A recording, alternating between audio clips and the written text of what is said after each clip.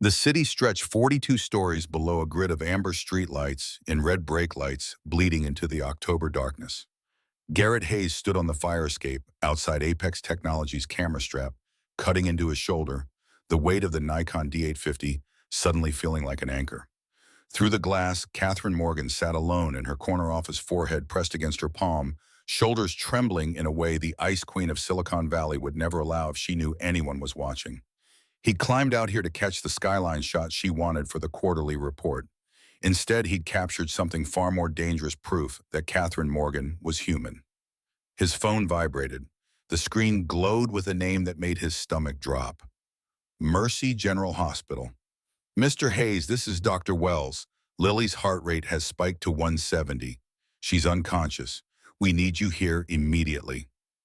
The device nearly slipped from his palm. Below, the city blurred. Behind the glass, Catherine lifted her head. Mascara smudged, catching sight of him through the reflection. Their eyes met. One choice. Two worlds colliding.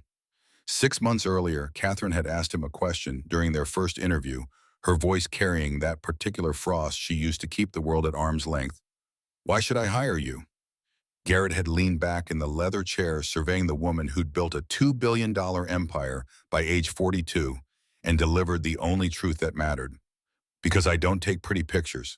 I capture what's real. And your company needs truth more than it needs another glossy lie. For the first time in a decade, someone had refused to bow. Now standing between her office and his daughter's hospital bed, Garrett understood the cost of truth. Catherine Morgan had learned to weaponize ice at age 27, the year her father's gambling addiction bankrupted Morgan and Associates and left her reputation in ruins alongside the family business.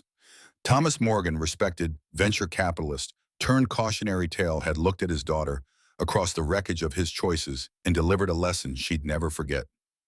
You pushed me to this. Your ambition, your constant need to prove yourself, I couldn't compete with that pressure. This failure is on you.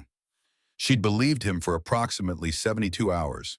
Then she'd changed her surname back to her mother's maiden name, walked into a garage in Palo Alto with $5,000 scraped together from freelance consulting gigs, and begun building Apex Technologies from code and fury.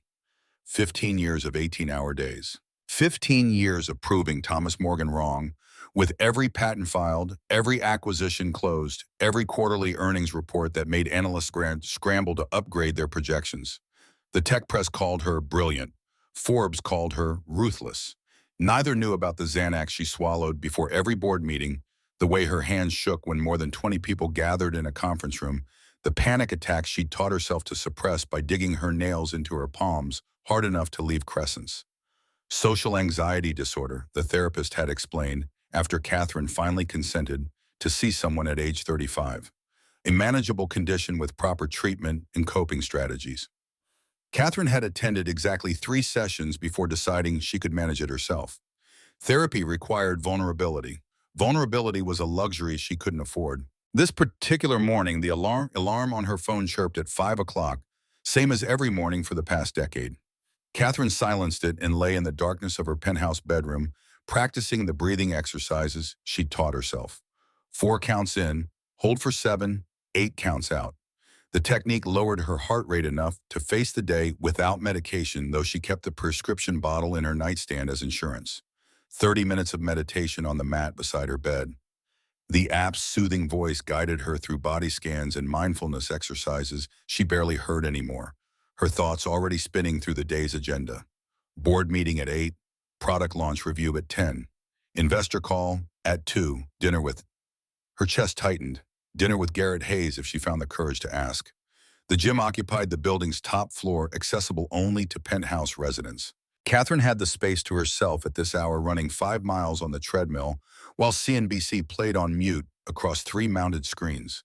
The rhythm steadied her feet, pounding lungs, burning sweat, erasing the anxiety that clung to her skin like humidity.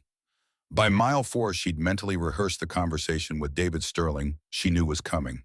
By mile 5, she'd constructed and discarded 6 different ways to invite Garrett to dinner without sounding desperate. She settled on direct.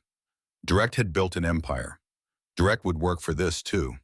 Shower, makeup applied with the precision of Armor Foundation concealer, subtle contouring that made her appear both approachable and untouchable. hair pulled into a low chignon, not a strand out of place. The black Armani suit she'd bought after closing the Meridian deal last year, before she'd discovered David Sterling's CFO fingerprints all over the negotiations. Before she'd realized her own father might be orchestrating her downfall. The Wall Street Journal lay on her breakfast table, already read on her tablet during the treadmill session, but Catherine paged through the physical copy anyway. Ritual mattered. Consistency created control. Bloomberg's morning brief arrived in her inbox at 6:45, same as always. She skimmed it over espresso. She didn't taste checking for mentions of Apex or its competitors. Meridian Technologies had announced a new VP of Strategic Acquisitions. The name meant nothing to Catherine, but the timing felt pointed. 7:45. The Xanax bottle sat on the marble counter where she'd left it the night before. Catherine stared at it for a full minute, weighing the cost of clarity against the cost of panic. The board meeting would have 12 attendees. Manageable.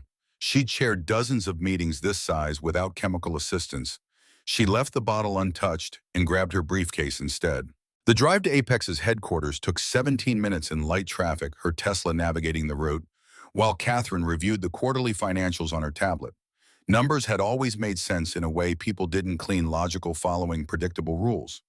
Revenue up 27% year over year. Operating margins holding steady despite R&D increases. Net income exceeding projections by 15 million. David Sterling would still find something to criticize. He always did. The executive floor of Apex Technologies smelled like ambition and expensive coffee. Catherine's heels clicked against Italian marble as she crossed to her corner office, nodding to the handful of early arrivals already manning their desks. Her assistant Jenny looked up from her computer, offering a smile that didn't quite reach her eyes. "Morning, Ms. Morgan. Your 8 o'clock is confirmed." David asked if he could have 5 minutes before the full board convenes. Catherine's hand tightened on her briefcase handle. "Tell him I'm reviewing materials. We'll speak during the meeting." Jenny's fingers flew across her keyboard. Of course.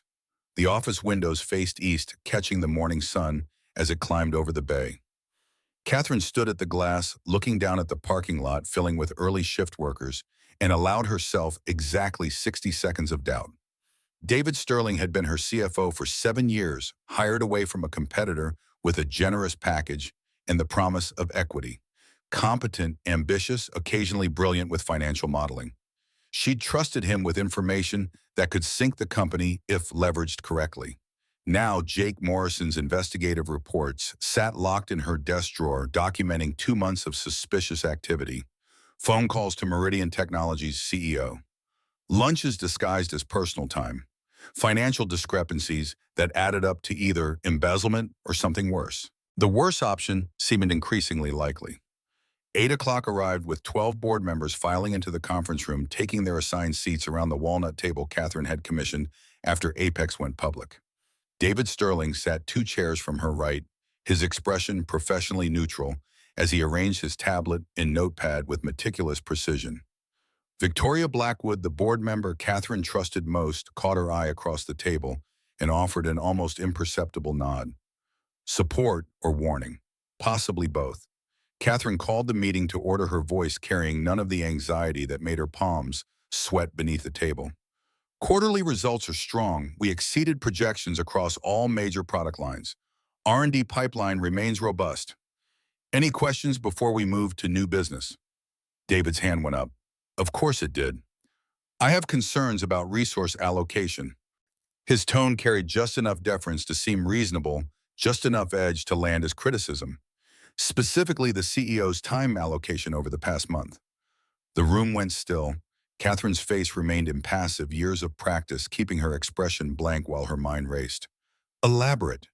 You've missed 3 board dinners this quarter, 2 industry conferences where your presence was expected. The Hanover negotiations stalled when you delegated to subordinates rather than attending personally.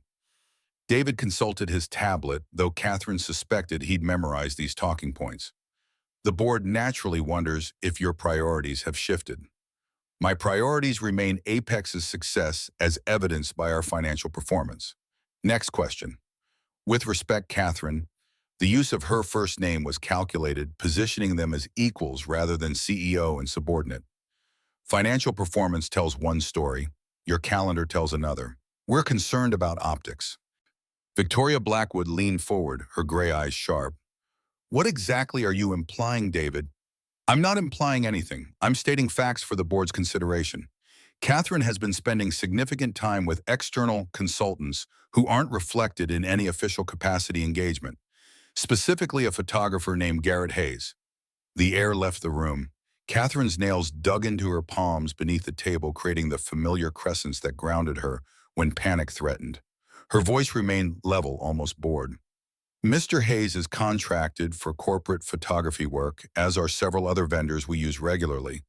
Is there a specific concern about the quality of his deliverables, or are we now micromanaging vendor relationships? The concern is about time spent with vendors outside normal business hours. The concern is about judgment. David's smile didn't waver. I raise this only because the board deserves transparency about anything that might affect your leadership capacity. Victoria's voice cut through the tension like a blade. Unless you have evidence of actual misconduct, this sounds like speculation dressed up as fiduciary duty. Do you have such evidence, David? The CFO's pause lasted a beat too long. Not misconduct, merely patterns that warrant discussion. Catherine stood gathering her materials with deliberate calm. Then we're done discussing. I'll have a full calendar review prepared for next month's meeting if the board requires it. We have actual business to conduct. Victoria, can you stay behind briefly? The dismissal was clear. Board members filed out, some avoiding eye contact, others shooting curious glances between Catherine and David. The CFO lingered at the door, his expression unreadable, before following the others into the hall. Victoria waited until the door clicked shut. He's building a case. I know. Catherine moved to the window, watching the parking lot traffic below. How bad? Bad enough that he's coordinating with someone. Those talking points didn't come from internal observation alone. Someone's feeding him ammunition. My father. Victoria's silence confirmed what Catherine already suspected. After a moment, Jake Morrison's evidence is solid. Solid enough to bury David for corporate espionage. Not quite solid enough to prove Thomas is involved without collateral damage I'm not ready to inflict. Catherine turned from the window, meeting Victoria's gaze. Yet, and the photographer, is he ammunition or something else? The question landed with surprising gentleness. Catherine found herself answering honestly, something she rarely did even with Victoria. Something else. Something I didn't plan for and don't know how to navigate. Does he know what he's walking into? Not yet, but I'm telling him tonight. If he still wants any part of this after that conversation, then we'll figure out the rest. Victoria stood, smoothing her skirt. For what it's worth, I've seen you build this company from nothing. You don't owe anyone an explanation for having a personal life. But watch your back. David smells blood, and men like that don't stop until they've finished the kill. Garrett Hayes learned about 5:30 a.m. wake-up calls the day Grace died 3 years ago this past April. Lily had been small enough that the hospital beds swallowed her tubes snaking from her arms, while machines beeped rhythms that still haunted Garrett's dreams. Grace had held his hand with what little strength remained after the internal bleeding from the car accident and made him promise give Lily a good life. He'd been failing that promise in small ways every day since. The alarm on his phone chirped its familiar tone, pulling Garrett from 3 hours of restless sleep. The studio apartment, technically a loft above Frank Callahan's electrical repair shop, had one bedroom Lily occupied, leaving Garrett the pull-out couch that hurt his back and smelled faintly of the darkroom chemicals he used to develop film. Coffee first. Always coffee. While the machine sputtered and hissed, Garrett assembled Lily's morning medications with the precision of a pharmacist. 7 pills 4 different times throughout the day, but morning required the most careful orchestration. Beta blockers to regulate her irregular heartbeat, ACE inhibitors to reduce strain on the damaged muscle, diuretics to prevent fluid buildup, baby aspirin to thin her blood, potassium supplements because the diuretics leached it from her system.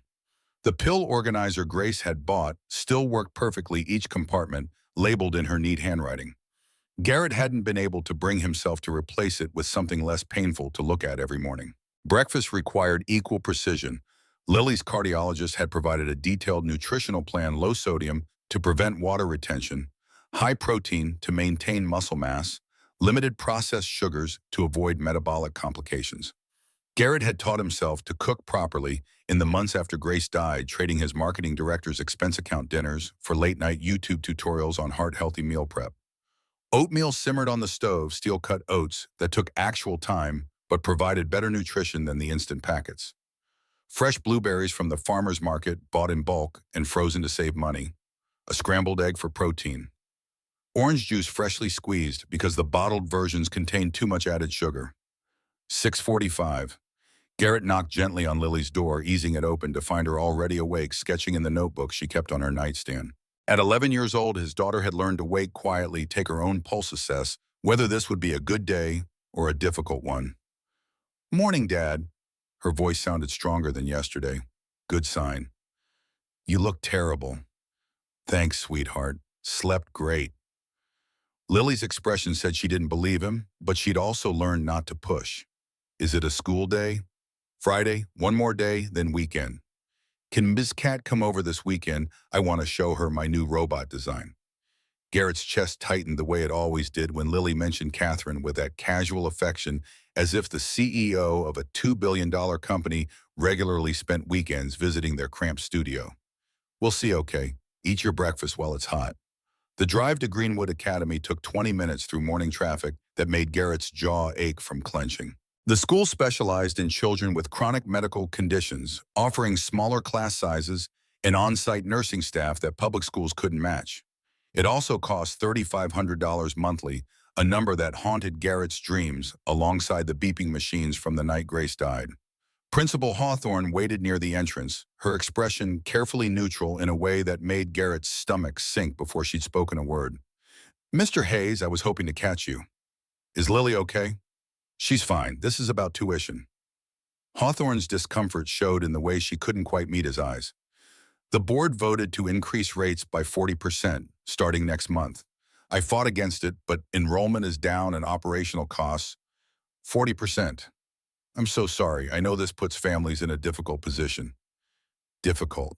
The words sat in Garrett's mouth like ashes. 40% meant an additional $1,400 monthly on top of the $12,000 he already owed from Lily's summer hospitalization.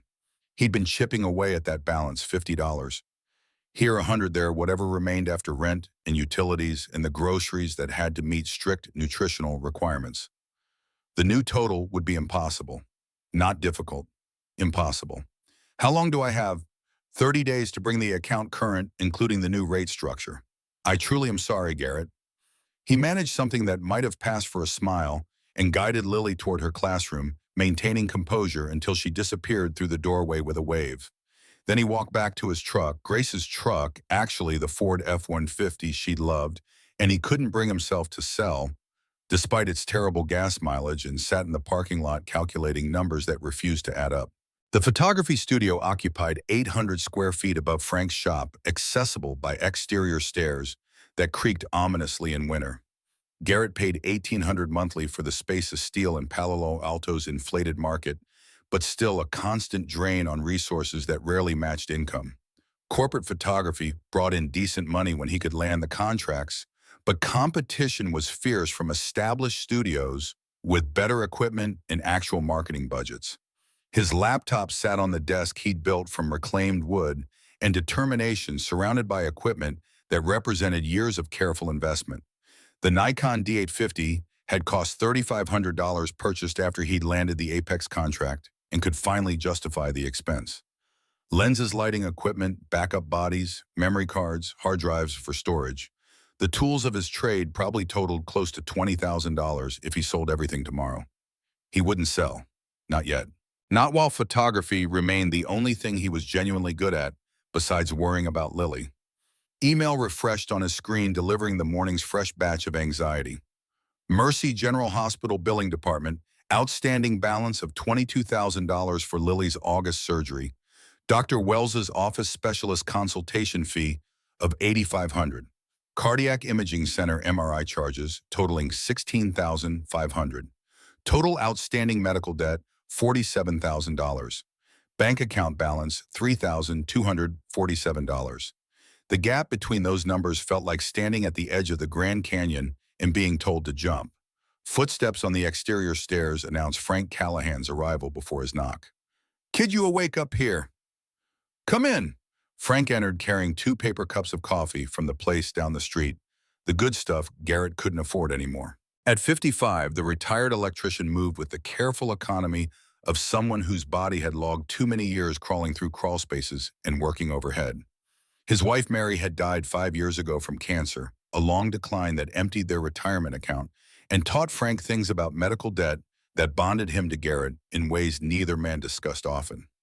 "Saw your truck in the lot early. Figured you could use decent coffee." Frank handed over a cup and settled into the battered armchair Garrett kept for clients. "What's the damage today?" Garrett didn't pretend to misunderstand. "School's increasing tuition 40%, due in 30 days along with the 12 grand I already owe them." Frank's weathered face creased with concern. "How much total?" "Too much. Between that and the hospital bills, I'm looking at needing about $60,000 I don't have." The number sounded even worse spoken aloud. "I've got a plan, sort of. Let's hear it."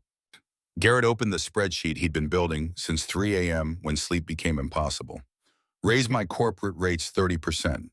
I've been undercharging compared to market, and the Apex contract gives me credibility to pitch higher-end clients. That could bring in an extra $3,000 monthly." Frank nodded. "Good start. Sell some equipment I don't use regularly. Maybe 8,000 there. Grace's jewelry." His voice caught the way it always did, mentioning the small velvet box she'd left with a note for Lily's future if you need it. "Another 12,000. Kid. She wanted me to use it if necessary. This is necessary." Garrett scrolled down the spreadsheet. "Freelance marketing, consulting evenings and weekends. I've got contacts from my Hanover days who might need help. 10 hours weekly at 150 per hour adds another 6,000 monthly. When exactly do you sleep in this plan?" "After Lily's healthy." Frank's expression made clear what he thought of that answer, but he stayed quiet, letting Garrett continue. "Second mortgage on the studio. Bank pre-approved me for 50,000 based on the equity." The interest rate made Garrett slightly nauseous, but desperation had a way of making bad options look reasonable. "That covers the immediate medical debt and gives me a cushion for tuition while the increased income stabilizes." "That's a lot of eggs in baskets that might have holes, kid. You got better ideas, I'm listening." Frank sipped his coffee, studying Garrett with the same expression he used when diagnosing electrical problems. "You could ask Catherine Morgan for help." "No." "Hear me out." "Frank, no, I won't be that guy, the struggling single dad rescued by the rich girlfriend." Garrett closed the laptop harder than necessary. "I need to stand on my own. I need to prove I can provide for my daughter without becoming someone's charity project. Even if refusing help hurts Lily." The question hit like a physical blow. Garrett's hands curled into fists on the desk, old marketing instincts warring with parental terror. "That's not fair." "Life ain't fair, kid. Mary and I learned that the hard way." Frank's voice gentled. "I'm not saying throw away your pride for no reason. I'm saying examine whether your pride matters more than your daughter's health. Because from where I'm sitting, you're so busy trying to prove you don't need rescuing that you might drown rather than grab the rope." "It's not that simple." "Yeah, it is. You love Catherine." The word love hung in the air like smoke, impossible to ignore. Garrett thought about Catherine's laugh when something genuinely surprised her, the way she'd listened to him explain lighting techniques for an hour without once checking her phone, how she'd looked at Lily's robot sketches with actual interest rather than polite condescension. "Yeah, I think I do." "Why, she love you." "I don't know. Maybe." Probably if Garrett was honest about the way Catherine's carefully constructed ice melted when they were alone. "What's your point?" "My point is love means partnership. Partnership means sharing burdens. You keep treating her help like an insult to your manhood, you're going to lose her and fail Lily both. Pride's expensive, kid. Make sure you can afford the cost before you pay it." Garrett's phone rang before he could respond, Dr. Wells's number flashing on the screen. His pulse kicked into overdrive the way it always did when the cardiologist called outside regular appointment times. "This is Garrett." "Garrett, we got Lily's latest test results back. Can you come by the office this afternoon? I'd rather discuss in person." The careful neutrality in Wells's voice activated every parental alarm. Just tell me now. A pause that stretched too long. Her ejection fraction has dropped from 45% to 32%. The deterioration is happening faster than we projected. The studio tilted. Garrett gripped the desk-edged knuckles white. What does that mean? It means we need to move quickly. There's an experimental treatment option, gene therapy combined with stem cell infusion. Clinical trials show a 60% success rate in pediatric patients with Lilly's specific condition. Wells hesitated, but it's expensive and insurance coverage is limited. How expensive? Total cost around $380,000. Insurance covers roughly half. Your out-of-pocket would be approximately $200,000. The number didn't feel real. $200,000 might as well be $2 million or $20 million for all the difference it made to Garrett's bank account. Without treatment, the question came out steady despite the panic clawing up Garrett's throat. She'll need a transplant within 18 to 24 months. Waiting lists for pediatric hearts average 3 to 5 years. And at her age with her specific condition, Wells trailed off the implication clear enough. Garrett became aware of Frank's hand on his shoulder, grounding him. How soon do we need to decide? Treatment should begin within 8 weeks for optimal effectiveness. I'm sorry, Garrett. I know this is overwhelming. I'll figure it out. Thank you for calling. The phone went dark in his hand. Garrett stared at the black screen, watching his reflection fragment across the spiderweb crack from when he'd dropped it last month and couldn't afford repairs. $200,000 in 8 weeks. The spreadsheet he'd so carefully constructed that morning became instantly obsolete, the numbers laughably insufficient against this new reality. Frank's voice came from very far away. What did he say? Experimental treatment, 60% success rate, $200,000 out of pocket. The words felt like stones in Garrett's mouth. 8 weeks. Jesus, kid. Garrett stood abruptly pacing the small studio like a caged animal. Marketing director instincts kicked in the same analytical framework he'd used for years, breaking down impossible problems into manageable components. 200,000 in 8 weeks meant 25,000 weekly. Even with every item on his spreadsheet executed perfectly, he'd maybe raise half that total, which meant half wasn't going to be enough. I need to think. Garrett grabbed his camera bag by instinct, the Nikon's familiar weight offering comfort his mind couldn't find. I'm going to shoot something, anything. I'll pick Lily up from school. Frank watched him with eyes that had seen too much loss. Don't do anything stupid. Define stupid. Anything that involves you working yourself to death or making decisions out of panic instead of sense. Frank stood crossing to grip Garrett's shoulder hard enough to hurt. Talk to Catherine, tonight. Tell her everything. Let her help if she offers. Please, kid. Garrett nodded without promising anything and fled down the exterior stairs before Frank could see the tears he'd been holding back since Dr. Wells dropped the bomb. The truck's engine coughed to life on the third try, another expense he couldn't afford to address, and Garrett drove with no destination in mind beyond a way.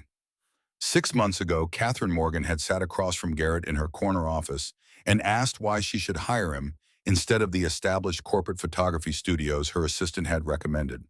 Her tone suggested she already knew the answer and was testing whether Garrett had the nerve to deliver it.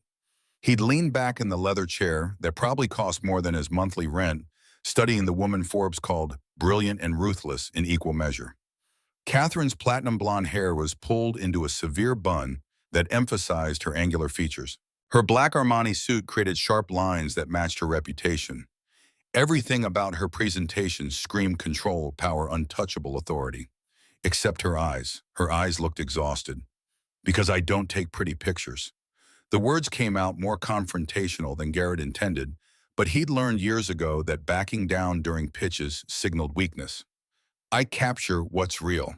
And from what I've seen of Apex's previous annual reports, you've got plenty of glossy marketing shots that look professional and say absolutely nothing. Your company needs truth more than it needs another polished lie. Catherine's expression didn't shift, but something flickered behind that exhaustion, interest maybe, or surprise that someone had noticed the careful facade. Bold claim from a photographer I've never heard of. You've never heard of me because I left corporate marketing to raise my daughter after my wife died. I'm good at what I do, but I'm not good at self-promotion. If you want someone who'll spend half their time networking and the other half delivering mediocre work, Hire one of those studios on your assistant's list. Garrett pulled a tablet from his bag, queuing up his portfolio. If you want someone who'll show your stakeholders the actual innovation happening in your labs, the real people building your products, the authentic culture that makes Apex different from every other tech company, then give me 2 weeks and let the work speak. Catherine accepted the tablet, scrolling through images in silence. Garrett had curated this presentation carefully, choosing shots that demonstrated technical excellence and emotional resonance. An automotive engineer's grease-stained hands assembling a prototype engine, late afternoon sun catching the metal. A teacher in an underfunded school district holding a laptop donated through a nonprofit initiative, her smile genuine enough to sell the program better than any marketing copy. A homeless veteran outside a shelter, dignity intact despite circumstances that had stripped everything else. She spent longer on that last image than the others. When she finally looked up, the exhaustion had retreated behind her professional mask. You have a background in marketing. 10 years, marketing director at Hanover Corporation before I went freelance. Why photography instead of staying in marketing? The question everyone asked, usually with unspoken judgment about career choices that made no financial sense. Garrett met Catherine's gaze directly. Because marketing taught me how to manipulate people's emotions toward desired outcomes. Photography teaches me how to honor those emotions honestly. After Grace died, I needed honest more than I needed the salary. Catherine handed back the tablet. 2 weeks, full access to our facilities and personnel. If your work is as good as your pitch, we'll discuss longer-term arrangements. That should have been the end of it. Professional transaction, nothing more. Except 2 weeks later, Garrett delivered a series of photographs that Catherine immediately recognized as different from anything Apex had produced before. Not because they were prettier, though they were technically flawless, but because they captured something essential about the company's culture that had never translated to marketing materials. An engineer explaining quantum computing concepts to a group of elementary school students during a STEM outreach day, her enthusiasm infectious. The production floor at 3 a.m. assembly workers moving with practiced efficiency while machines hummed.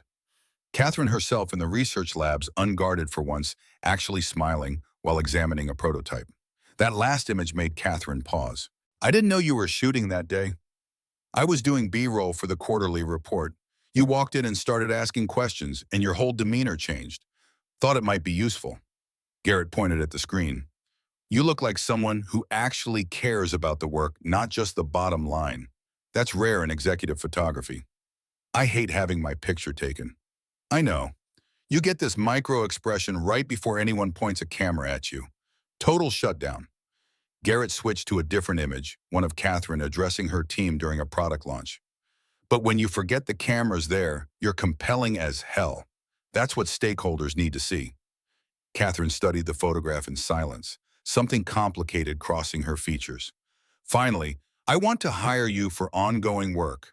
Corporate events, executive portraits, quarterly materials. Name your rate. Garrett named a figure 30% below market value, expecting negotiation. Catherine agreed immediately, which told him he'd undervalued himself, but also that she recognized quality when she saw it. The professional relationship should have stayed professional. Would have if Lily hadn't gotten sick the week of Apex's annual investor conference. Garrett had called Catherine's assistant to cancel his contracted appearance, explaining vaguely that a family emergency made him unavailable. Catherine had called him directly an hour later, her voice carrying none of its usual frost. What happened?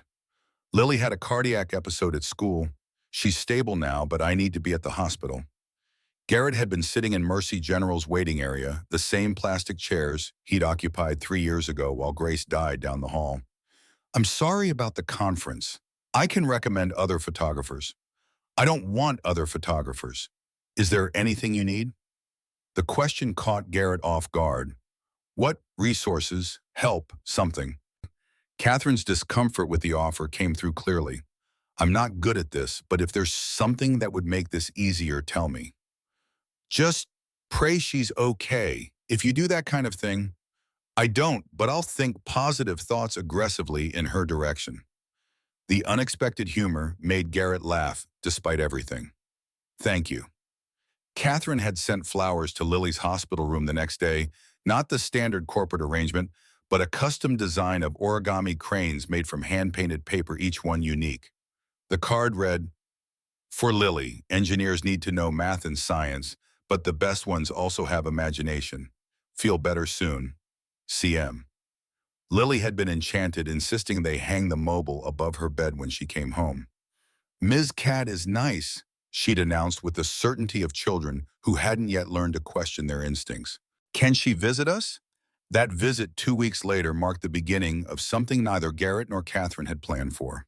Catherine showed up at the studio on a Saturday with a bag of art supplies and a hesitant smile, clearly out of her element, but determined to try. Lily had immediately launched into an explanation of her robot designs, and Catherine had listened with genuine interest, asking technical questions that proved she understood the concepts. Your daughter's designing a neural network interface, Catherine had told Garrett later, while Lily colored nearby.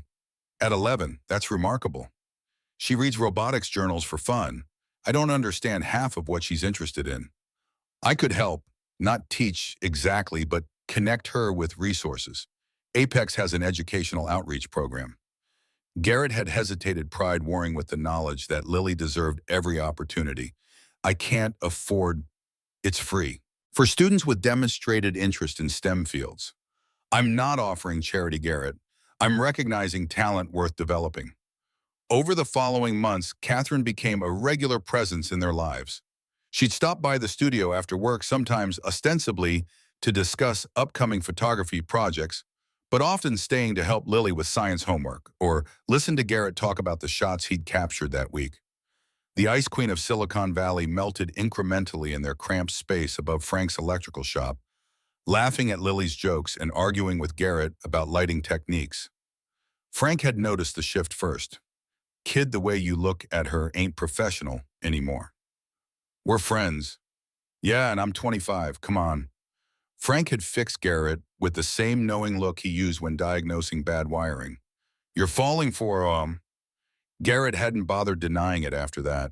Catherine Morgan was everything he shouldn't want, wealthy, powerful, operating in a world completely alien to his reality. But she was also brilliant funny when she allowed herself to be surprisingly vulnerable beneath the armor she wore for everyone else.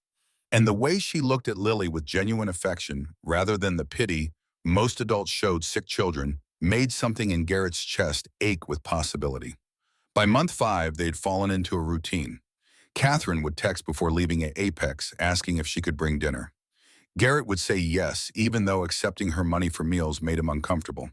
They'd eat takeout while Lily monopolized the conversation, then put her to bed together in a way that felt dangerously domestic. This is the most normal I've felt in 15 years, Catherine had admitted one evening after Lily fell asleep nursing a glass of wine Garrett had splurged on, because having Catherine in his space demanded better than the cheap beer he usually drank. I don't know what to do with normal. Enjoy it while it lasts. Garrett had suggested, thinking about the hospital bills piling up, the tuition. He could barely afford the experimental treatment he'd just learned about. Normal felt like a luxury neither of them could maintain. Catherine had looked at him then with an expression that made Garrett's breath catch. I'd like to try, if you're willing. But he hadn't known how to respond, because what could he offer the CEO of a $2 billion empire except problems and a daughter with expensive medical needs? The silence had stretched too long, and Catherine had left shortly after with a careful smile that didn't reach her eyes. That was 3 days ago. 3 days of Garrett mentally rehearsing conversations he couldn't quite start building and discarding scripts that all sounded like either begging or pushing her away. Then Catherine had called this morning, her voice carrying a determination that suggested she'd done her own rehearsing. Dinner tonight, just us. I need to tell you something. And Garrett, despite every logical argument for keeping distance, had agreed. Jake Morrison delivered his latest report to Catherine via encrypted email at 2 p.m., the timing suggesting he'd found something significant enough to warrant immediate attention. Catherine read it twice and her office door locked, phone silenced. David Sterling had met with someone from Meridian Technologies 3 times in the past week alone. Phone records showed daily contact. Bank statements revealed a personal account with deposits that didn't match his Apex salary. The evidence of corporate espionage was damning. The evidence of who David was coordinating with made Catherine's chest tight. Thomas Morgan, her father, sat on Meridian's board of directors. Had done so for the past 18 months, a detail Catherine had missed during her self-imposed policy of never researching his activities. Jake's report included a speculative timeline. David contacted Thomas 6 months ago, around the time Catherine first hired Garrett. Meridian began positioning for acquisition talks shortly after. The board member concerns about Catherine's priorities started circulating 3 months ago, timed perfectly with her growing relationship with Garrett becoming less invisible. Someone had been watching, planning, building a case brick by brick to remove Catherine from the company she'd built. Victoria Blackwood called at 3, her voice tight. David's scheduling an emergency board meeting for tomorrow morning. He's claiming concerns about your judgment require immediate discussion. Let him. Catherine's hands were steady as she locked Jake's report in her desk drawer. I'm prepared. Are you? Because this feels coordinated, professional. Someone's advising him on how to dismantle you piece by piece. I know, it's my father. Victoria's sharp intake of breath confirmed she'd suspected, but hoped she was wrong. Thomas Morgan is on Meridian's board. Has been for 18 months. David's been feeding him information about Apex's vulnerabilities. They're planning a hostile takeover at a discount, assuming the board removes me first for incompetence. Catherine, if you expose David, you expose your father. Publicly, the press will have a field day. I know. Catherine stood moving to her window, watching the late afternoon sun paint the parking lot gold. I spent 15 years proving Thomas wrong about me. Now I get to prove he hasn't changed at all. And Garrett Hayes, where does he fit in this? The question Catherine had been avoiding. I'm telling him tonight. Everything. If he still wants to be involved after that, then we'll figure out the rest together. And if he doesn't, then at least I'll have been honest. Catherine checked her watch. 5 p.m., dinner reservation at 7, 2 hours to decide exactly how honest she was willing to be. I have to go. She left the office at 5:30, ignoring the pile of emails that would still be there tomorrow. Jenny called after her about a call from Meridian's CEO that Catherine absolutely should take, but Catherine kept walking. Some calls could wait, some couldn't. The drive home gave her 30 minutes to practice the speech she'd been mentally writing all day. Garrett, I need to tell you something. My father is trying to destroy my company, and being associated with me puts you and Lily in his crosshairs. You should probably run. Too dramatic. Try again. Garrett, I'm falling in love with you, which is terrible timing because I'm about to get dragged through a very public corporate battle that will make your life miserable by proximity. Too honest. Maybe. Catherine pulled into her building's garage and sat in the Tesla with the engine off, forehead pressed against the steering wheel.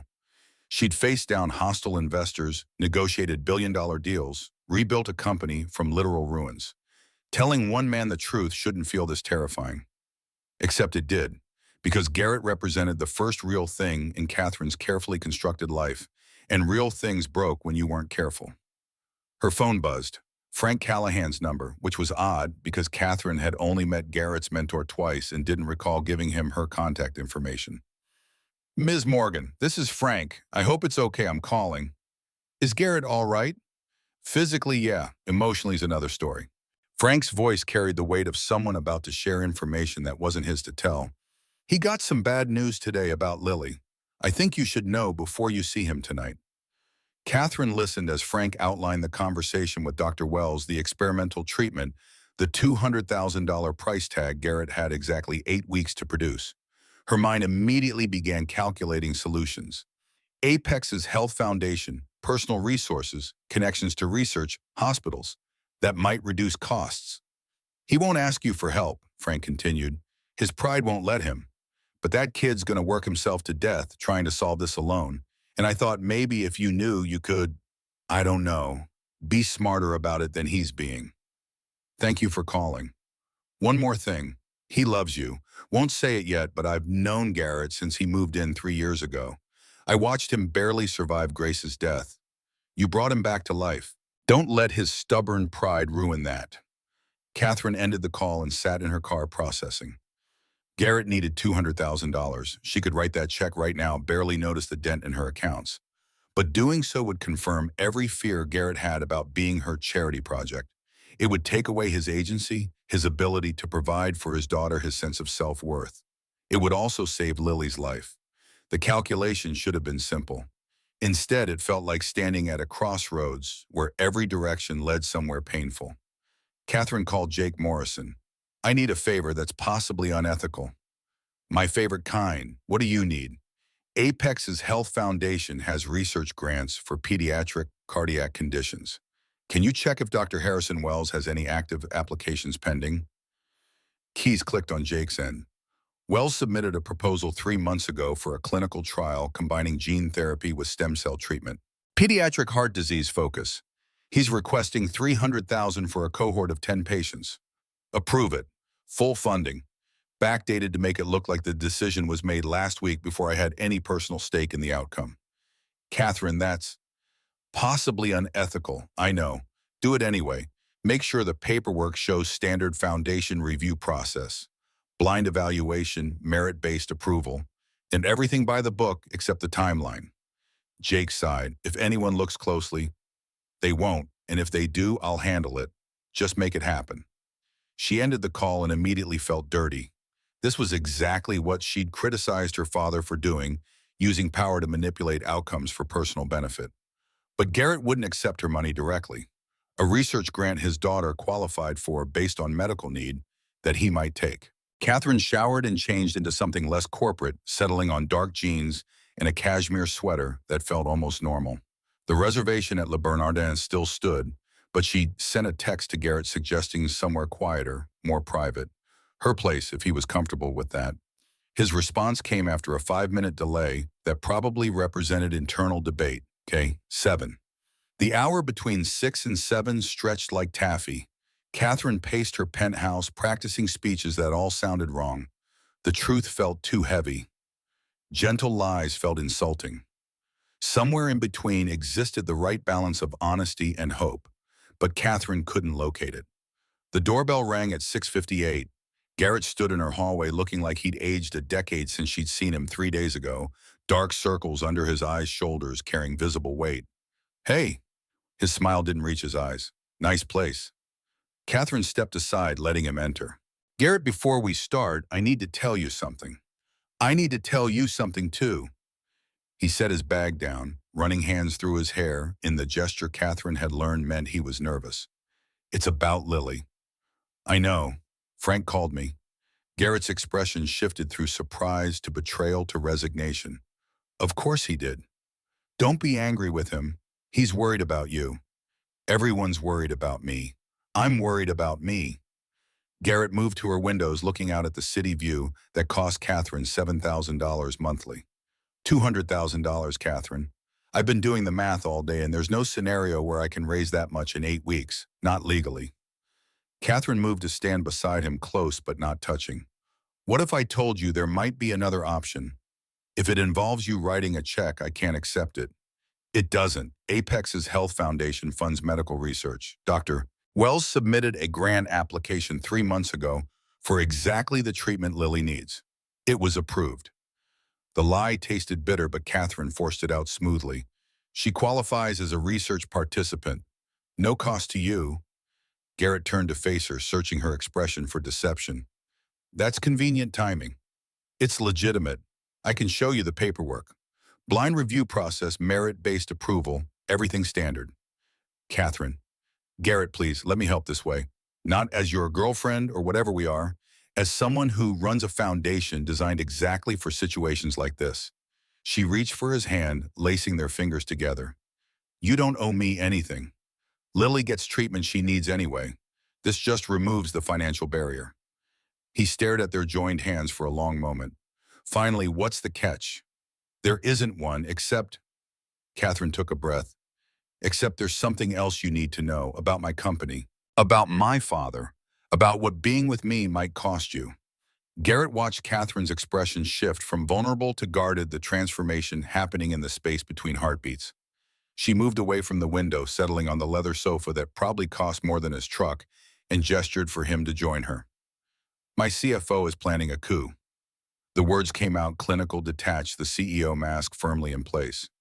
David Sterling has been feeding confidential information to Meridian Technologies for at least 6 months. They're positioning for a hostile takeover once the board removes me for supposed incompetence. Garrett processed this information the way he'd once analyzed marketing campaigns, looking for the weak points, the leverage, the underlying strategy. What evidence do they have that you're incompetent? Your quarterly numbers are phenomenal. Fabricated data showing financial mismanagement. Rumors about my judgment being compromised by personal distractions. Catherine's jaw tightened. You specifically. David has surveillance photos of us together. Timeline documentation of every meeting. He's built a narrative where I'm neglecting the company for a relationship. The implications settled over Garrett like frost. I'm the ammunition they're using against you. You're the excuse. They would have found another one if you didn't exist. Catherine reached for his hand, her fingers cold despite the penthouse's controlled climate. But there's more. The person coordinating with David funding the takeover attempt through Meridian, it's my father. Garrett knew about Thomas Morgan only through inference, the gaps in Catherine's stories where a parent should have been. Your father is trying to destroy your company. Revenge for succeeding after he failed. Proof that I was always dependent on his foundation, that my empire would crumble without him. Catherine's voice stayed level, but her grip on Garrett's hand tightened.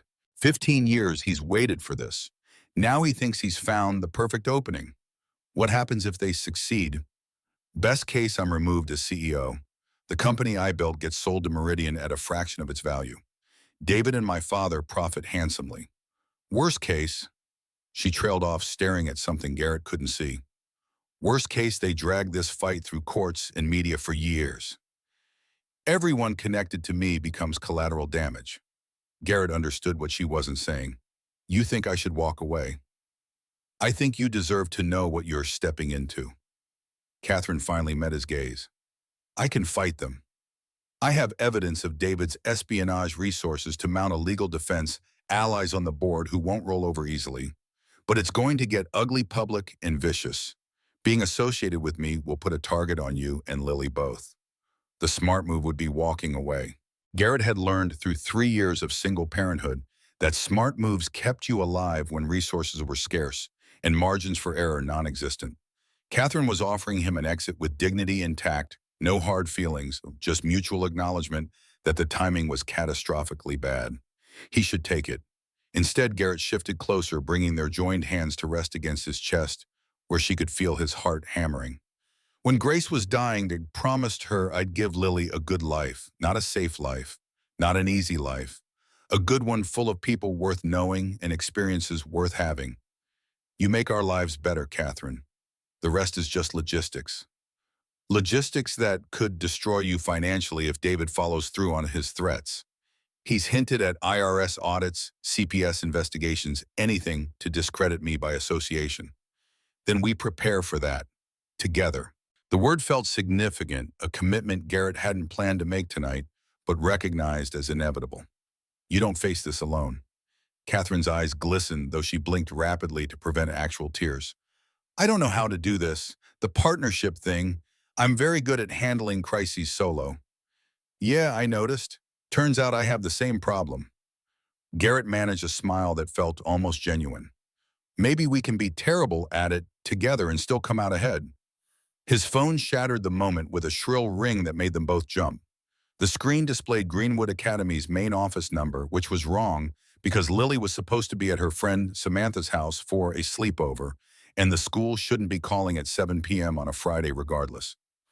Garrett's stomach dropped before he answered. This is Garrett Hayes. Mr. Hayes, this is Principal Hawthorne. I apologize for calling so late. Samantha's mother just contacted me. Lily collapsed during their movie night. The paramedics are transporting her to Mercy General. Samantha's parents are following in their car. The penthouse tilted. Catherine was already moving, grabbing her purse and keys, her expression shifting from vulnerable to commanding in an instant. She mouthed one word, go. Garrett stood on legs that felt unreliable. How bad? Samantha's mother said she complained of chest pain and then lost consciousness. I don't have more details, but the EMTs seemed concerned about her heart rate. I'm heading there now. Garrett ended the call, his hands shaking badly enough that Catherine took his phone and pocketed it. My car, I'll drive. She was already moving toward the door heels, clicking against marble with purposeful speed. We'll get there faster, and you're in no condition to operate heavy machinery. Garrett wanted to argue but recognized truth when he heard it. They made it to Catherine's Tesla in the building's underground garage, without speaking, the silence thick with shared terror. Catherine navigated through evening traffic with controlled aggression, running yellow lights and exceeding speed limits, just enough to make progress without attracting police attention. She's going to be okay. Catherine's voice carried absolute certainty despite having no basis for that claim. Lily's strong, she's fought this long, she's not giving up now. Garrett stared at the city passing in blurred streaks outside his window. Grace had fought too, had been strong right up until the moment her body quit from injuries too severe to survive. Strength didn't always matter when biology decided otherwise. Tell me something about her. Catherine's request cut through his spiraling thoughts. Something that makes you smile. What? A memory, a story, something good. Keep your mind occupied with that instead of worst-case scenarios you can't control. Garrett's throat felt tight, but he forced words out. Last month, she asked me to explain cryptocurrency. I gave her the basic overview thought that would satisfy her curiosity. Next day, she'd built a spreadsheet modeling Bitcoin's volatility patterns and presented a theoretical investment strategy that would have outperformed most hedge funds. At 11, Catherine's lips curved despite the circumstances. That's remarkable. She wants to be an engineer, designs robots in her spare time, has this whole plan for machines that could help people with disabilities. Garrett's voice cracked. She's brilliant and kind, and so damn stubborn about proving her heart condition won't limit her potential.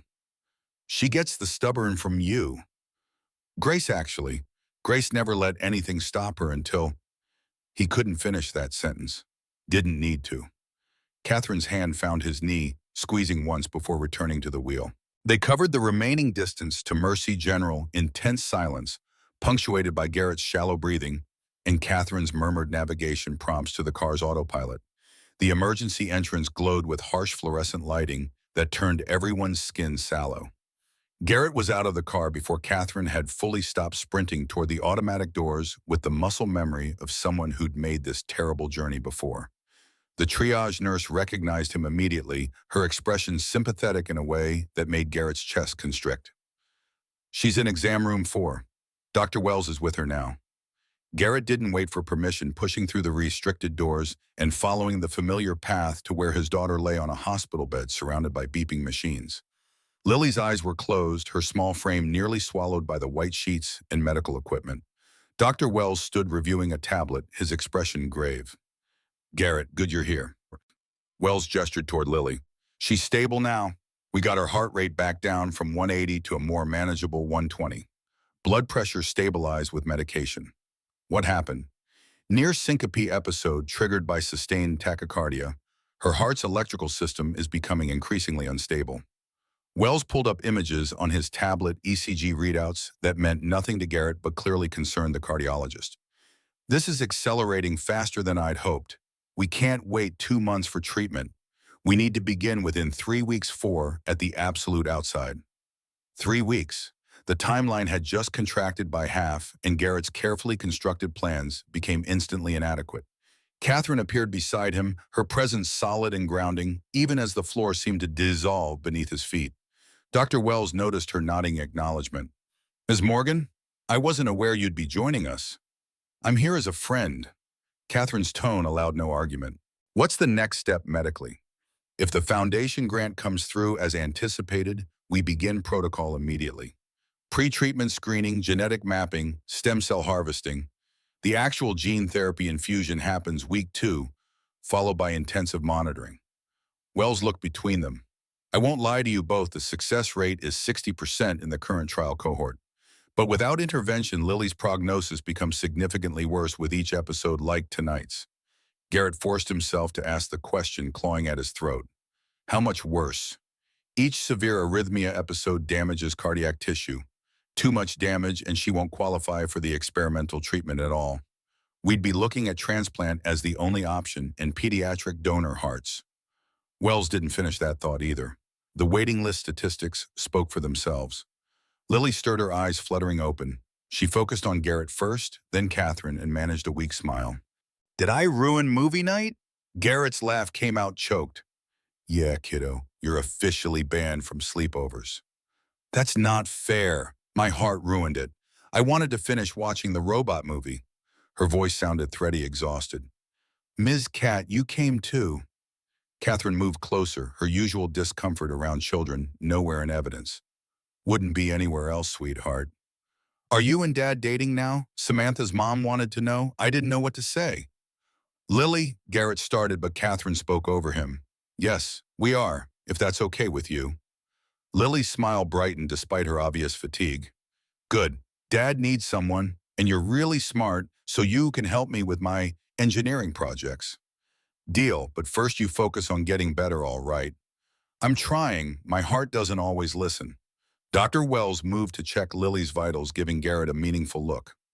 We'd like to keep her overnight for observation. Make sure there aren't any additional episodes. You're welcome to stay, both of you. The waiting began again, familiar and torturous. Catherine disappeared briefly, returning with coffee from the cafeteria that tasted like motor oil but provided something to do with restless hands. They settled into the uncomfortable chairs beside Lily's bed, watching her drift in and out of medicated sleep, while monitors tracked rhythms that should have been steady but remained dangerously erratic. You should go, Garrett spoke quietly around midnight, after hours of silence, punctuated by nurses checking vitals. You have that board meeting in the morning. Catherine didn't even glance up from the medical journal she'd been reading on her phone. Meetings postponed. Catherine, I texted Victoria at 9, asked her to push everything to Monday. The board can wait. Your company is in crisis. David Sterling is planning a coup. You can't just not show up. Watch me. Catherine finally looked at him, her expression fierce despite the exhaustion evident in every line of her face. I spent 15 years prioritizing work over everything else. Tonight I'm choosing differently. They'll either accept that or they won't, but I'm not leaving you and Lily. Garrett wanted to argue, to insist she couldn't sabotage her career over them, but the words wouldn't form. Part of him, the part that had been drowning in isolation since Grace died, desperately needed her to stay. Needed to believe someone else could share this impossible weight. Thank you. It came out rough, inadequate. For being here. Where else would I be? Catherine reached across the space, separating their chairs, lacing her fingers through his. We're in this together now. All of it. Frank Callahan appeared around 2 a.m. carrying a duffel bag and looking remarkably alert for someone who should have been asleep hours ago. He took in the scene, Garrett and Catherine still holding hands, Lily sleeping peacefully, now the monitors showing improved rhythms, and nodded as if confirming something he'd suspected. Kid, Ms. Morgan. Frank set the bag beside Garrett's chair. Figured you might need fresh clothes and toiletries. Also brought Lily's tablet in case she wants entertainment tomorrow. Frank, how did you... Principal Hawthorne called me when she couldn't reach you. I'm listed as Lily's emergency contact after you. Frank pulled up a third chair, settling in with the ease of someone prepared for a long vigil. Figured I'd swing by, make sure everyone's still breathing. Catherine stood, offering her chair. Please sit. I'll grab coffee. You're good, Ms. Morgan. I'm not staying long. Just wanted to check in. Frank studied her with the same assessing look he'd given Garrett 3 years ago when they first met. You planning on sticking around? For as long as Garrett wants me here. Good. Kid's terrible at asking for help. Nice to see someone who doesn't wait for permission. Frank turned his attention to Garrett. We need to talk logistics. Treatment timeline just accelerated. Your financial plan needs updating. I know, I'll figure it out tomorrow. You'll figure it out together. Frank's tone left no room for argument. Ms. Morgan, Garrett's too proud to accept your money directly. I assume that foundation grant you mentioned earlier is legitimate. Catherine's hesitation lasted a fraction too long. Frank's knowing look suggested he'd caught it. Mostly legitimate. Catherine's admission came quietly. The program exists. Dr. Wells's application was pending. I may have expedited the approval process and backdated some paperwork to make it appear less personally motivated. So you're bending rules to help my kid? Frank's expression softened. Good. That's exactly what someone who loves him would do. Now we need to make sure it doesn't blow up in everyone's faces. How, Quang? By making it genuinely legitimate moving forward. Get Wells to document Lily's case thoroughly. Show that she meets every medical criterion independent of personal connections. Create an audit trail that survives scrutiny. Frank looked between them. You two are about to face serious opposition from people looking for any excuse to discredit Catherine. Don't hand them ammunition. Garrett felt like he was watching a chess match where the rules kept changing. Frank, I can't ask Catherine to risk her foundation's integrity.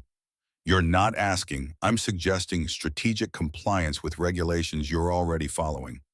Different thing entirely. Frank stood collecting his keys. I'll check on you tomorrow. Meantime, get some sleep. Both of you.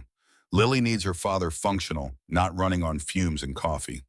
He left before either of them could respond, his footsteps echoing down the empty corridor. Catherine reclaimed her seat, staring at the space Frank had occupied. He's protective of you. He lost Mary 5 years ago, cancer. He sees himself in me, widower alone, trying to hold everything together. We look out for each other. Garrett studied Catherine's profile in the dim lighting. You really backdated foundation paperwork. I did, and I do it again. No apology in her voice, just certainty. Lily needs treatment. You need help. I have resources to provide both. The bureaucracy can catch up later. That's not how laws work. Laws are guidelines enforced selectively based on power and privilege. I have enough of both to make this stick if questioned. Catherine met his gaze. I won't apologize for using my advantages to protect people I care about. Garrett recognized the steel beneath her words, the same determination that had built an empire from nothing. Catherine Morgan didn't play by rules that inconvenienced her goals. The realization should have concerned him more than it did. All right, we do it your way. The surrender felt less like defeat and more like strategic retreat. But Frank's right, we make it genuinely legitimate going forward. Full documentation, transparent process, everything that survives external audit. Agreed. Catherine's phone buzzed, the vibration loud in the quiet room. She glanced at the screen, her expression darkening. Victoria, the board meeting I postponed apparently happened anyway. Emergency session called by David. Garrett watched Catherine read whatever message Victoria had sent, her face cycling through anger, resignation, and cold calculation. When she looked up, the vulnerable woman who'd sat beside him all night had vanished behind the CEO's impenetrable armor. They voted to suspend me pending investigation into financial mismanagement and inappropriate resource allocation. Her voice carried no inflection, pure professional detachment. Effective immediately, I have 72 hours to respond to formal charges or face permanent removal. The emergency board session had convened at 7 a.m. Saturday morning, early enough to catch most members off guard, but late enough to claim urgent business justified the irregular timing. Victoria Blackwood sent Catherine detailed notes via encrypted message, her fury evident even through carefully neutral language. David Sterling had orchestrated everything with precision that suggested months of planning rather than opportunistic impulse. The evidence he presented included fabricated financial reports showing Catherine's approval of questionable expenditures, consulting fees that couldn't be traced to actual consultants' travel expenses, without corresponding travel equipment, purchases for items that never materialized in inventory. All of it plausible enough to trigger doubt. None of it true. He'd also presented the surveillance photographs Jake Morrison had warned Catherine about, images of her and Garrett at dinner, leaving her penthouse building together, sitting in the hospital waiting room during Lily's August surgery. The timeline David constructed suggested Catherine had been conducting a secret relationship for months while neglecting executive duties. Personal relationships aren't board business. Victoria's objection had been immediate and forceful. Unless you're alleging actual misconduct, this is irrelevant to Catherine's performance as CEO. David's response had been calculated for maximum damage. I'm alleging that Catherine used company discretionary funds to pay Michael Hayes' outstanding hospital debt. $47,000 transferred from an Apex account to Mercy General on behalf of her boyfriend's daughter. That's not a personal relationship. That's embezzlement. The accusation was a lie. Catherine hadn't paid Lily's medical bills, and David had no legitimate evidence because the transaction never occurred. But he'd fabricated bank statements showing the transfer complete with authorization codes and transaction dates.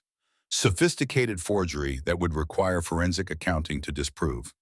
The board had voted 7-5 to suspend Catherine pending investigation. Not enough to remove her permanently, but sufficient to paralyze her authority while David consolidated power. Victoria's final message included a warning: David's coordinating with someone outside the company. The fabricated evidence is too professional for him to have created alone. Someone with serious resources is backing this play. Catherine knew exactly who. Thomas Morgan had spent 15 years building connections in Silicon Valley, while Catherine deliberately avoided her father's circles. Now those connections were being weaponized against her. She forwarded Victoria's notes to Jake Morrison with instructions to begin forensic analysis of David's fabricated documents. Then she pocketed her phone and returned her attention to Lily, who was waking up as morning light filtered through the hospital blinds. "Dad," Lily's voice came out groggy. "What time is it?"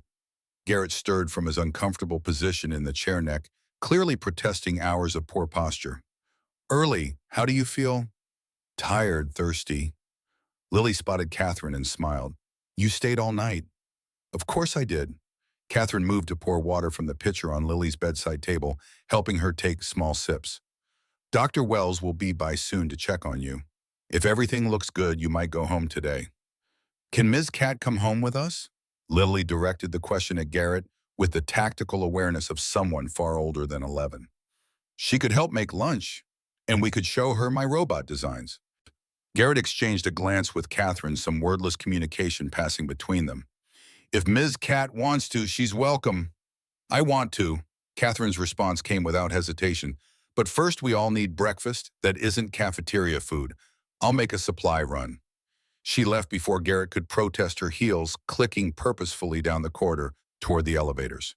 The truth was Catherine needed 20 minutes away from the hospital's oppressive atmosphere to make phone calls that couldn't wait. First call went to Jake Morrison. "I need everything you can find on the fabricated bank statements David presented to the board. Transaction numbers, routing codes, authorization protocols. Every detail that proves they're fake." Jake's keyboard clattered in the background. "Already on it. Preliminary analysis shows the authorization codes don't match Apex's internal formatting. Whoever created these documents had access to your account numbers, but not your actual banking systems. I'll have a full forensic report by Monday. I need it by tonight. David's moving fast. We counter faster." "You got it. Anything else?" "Background check on everyone David's been in contact with over the past year. Phone records, email, metadata, financial transactions. I want to know everyone who's helping him, including Thomas Morgan." Catherine's jaw tightened. "Especially Thomas Morgan." The second call went to her lawyer, rousing him from Saturday morning sleep with apologies she didn't quite mean. "I need you to file a formal complaint against David Sterling for corporate espionage and fraud. Also prepare a defamation suit in case he goes public with any of this fabricated evidence." Her lawyer, a shark named Richard Chen, who'd guided Catherine through 3 previous corporate battles, didn't waste time with unnecessary questions. "I'll have preliminary filings ready by Monday morning. Are you countersuing the board members who voted for suspension?" "Not yet. Some of them acted on incomplete information. I want David and whoever's backing him. Everyone else gets a chance to correct their mistake." "Generous of you." "Strategic. I need allies when this goes public, not a scorched earth campaign that leaves everyone defensive." Catherine paused outside a coffee shop, the aroma of fresh pastries reminding her that none of them had eaten since yesterday's aborted dinner. "One more thing, prepare documentation for Apex Health Foundation's grant approval process. I need it airtight against any suggestion of preferential treatment." "The Hayes girls' treatment." "Yes, make it bulletproof, Richard. That's the one piece of this mess that can't have any taint." She ended the call and entered the coffee shop, ordering enough breakfast for 3 adults and one 11-year-old with specific dietary restrictions. The barista looked dubiously at her request for low-sodium, heart-healthy options, but managed to assemble a collection of yogurt parfaits, whole-grain bagels, and fresh fruit that met most of Catherine's criteria. Her phone rang while she waited. Victoria Blackwood, calling from her personal cell rather than her office line. "They're planning to freeze your access to company systems." Victoria spoke quickly, urgently. "David convinced enough board members that you're a security risk. IT lockout happens Monday morning unless we can prevent it." Catherine's mind raced through contingencies. "Can you delay the implementation?" "Maybe 24 hours if I claim we need legal review first." "But Catherine, this is bad. David's not just trying to remove you, he's trying to erase you. All your projects, your strategic initiatives, everything you've built over 15 years. He wants to prove Apex runs better without you." "Then we prove him wrong." Can you access my office before the lockout? Probably. What do you need? Hard copies of everything in my files related to the Meridian investigation. Physical documentation that can't be remotely deleted. Also my personal laptop from the locked drawer password protected, but they'll eventually crack it if they get access. Catherine collected the bag, breakfast, juggling her phone in the unwieldy order. Bring everything to my penthouse tonight. We're going to build an evidence package that buries David Sterling so thoroughly he'll wish he'd stayed loyal. What about Thomas Morgan? The question Catherine had been avoiding. What about him? He's your father, Catherine. Exposing David means exposing Thomas, too. Are you prepared for that? 15 years of no contact? 15 years of building a life where Thomas Morgan's approval or disapproval meant nothing? Catherine had thought she'd moved past caring about her father's opinion, but Victoria's question prodded at wounds that apparently hadn't healed as thoroughly as she'd believed. He made his choice when he coordinated with David to destroy my company. I'm making mine. The words sounded braver than Catherine felt. If Thomas wants a public battle, I'll give him one. But I'm offering him an exit first, one chance to walk away before this gets nuclear. That's more generous than he deserves. Probably, but I need to know I tried before I destroy him. Catherine pushed through the coffee shop door, heading back toward the hospital. Set up a meeting, just him and me. Neutral location, tomorrow if possible. I'll see what I can arrange. Catherine, yeah. Victoria hesitated. Are you sure about this? Once you go to war with your own father, there's no walking it back. I'm sure he stopped being my father 15 years ago when he blamed me for his failures. Now he's just another opponent who underestimated how far I'm willing to go to protect what's mine. Catherine ended the call and made her way back to Lily's room, finding Garrett helping his daughter sit up, while Dr. Wells reviewed overnight monitoring data. The cardiologist looked up as Catherine entered, his expression cautiously optimistic. Her numbers stabilized nicely through the night. I'm comfortable releasing her with strict instructions to rest and avoid any strenuous activity. Wells directed his attention to Garrett. The foundation contacted me this morning. Grant approval is confirmed. We can begin protocol as early as next week if Lily's pre-screening results come back clean. Relief flooded Garrett's features so completely that Catherine had to look away from the naked emotion. Next week. That fast. We don't have time to waste given last night's episode. I've scheduled comprehensive screening where Monday genetic analysis, cardiac imaging, blood work. Planned for most of the day at the hospital. Wells made notes on his tablet. Assuming everything checks out, we start stem cell harvesting by Wednesday. Lily looked between the adults, clearly trying to parse medical terminology into concepts she understood. Does this mean I might get better? It means we're going to try very hard to make you better. Wells crouched beside her bed, his professional demeanor softening. The treatment isn't easy and it won't happen overnight. But if it works, your heart should get stronger. Strong enough that you won't have scary episodes like last night. And if it doesn't work, the question hung in the air like smoke. Wells glanced at Garrett silently, asking permission to be honest. Garrett nodded fractionally. Then we try something else. But let's focus on making this work first, okay? Lily nodded, satisfied with that answer, in the way children could be when adults showed them respect rather than condescension. Catherine distributed breakfast while Dr. Wells finished his examination, the four of them settling into a surprisingly comfortable routine that felt dangerously close to family. By noon, Lily was discharged with a pharmacy bag full of adjusted medications and instructions for bed rest that Garrett knew his daughter would hate but follow anyway. Catherine drove them back to the studio, her Tesla navigating traffic, while Garrett dozed in the passenger seat, and Lily chattered from the back about the robot competition her engineering club was planning. The studio looked different through Catherine's eyes, smaller, more cramped than her penthouse, but filled with evidence of life being actively lived rather than merely occupied. Photographs covered every available wall surface, Lily at various ages, Grace laughing in pictures that must have been taken before her death, landscapes and portraits that showcased Garrett's considerable talent. Dad's really good, right? Lily settled on the worn couch, accepting the blanket Garrett draped over her. He won awards before Mom died. Then he stopped entering competitions. Catherine studied a black and white portrait of a homeless veteran, the same image she'd seen during Garrett's initial portfolio presentation. Why did you stop? Garrett moved to the small kitchen area, filling a kettle for tea.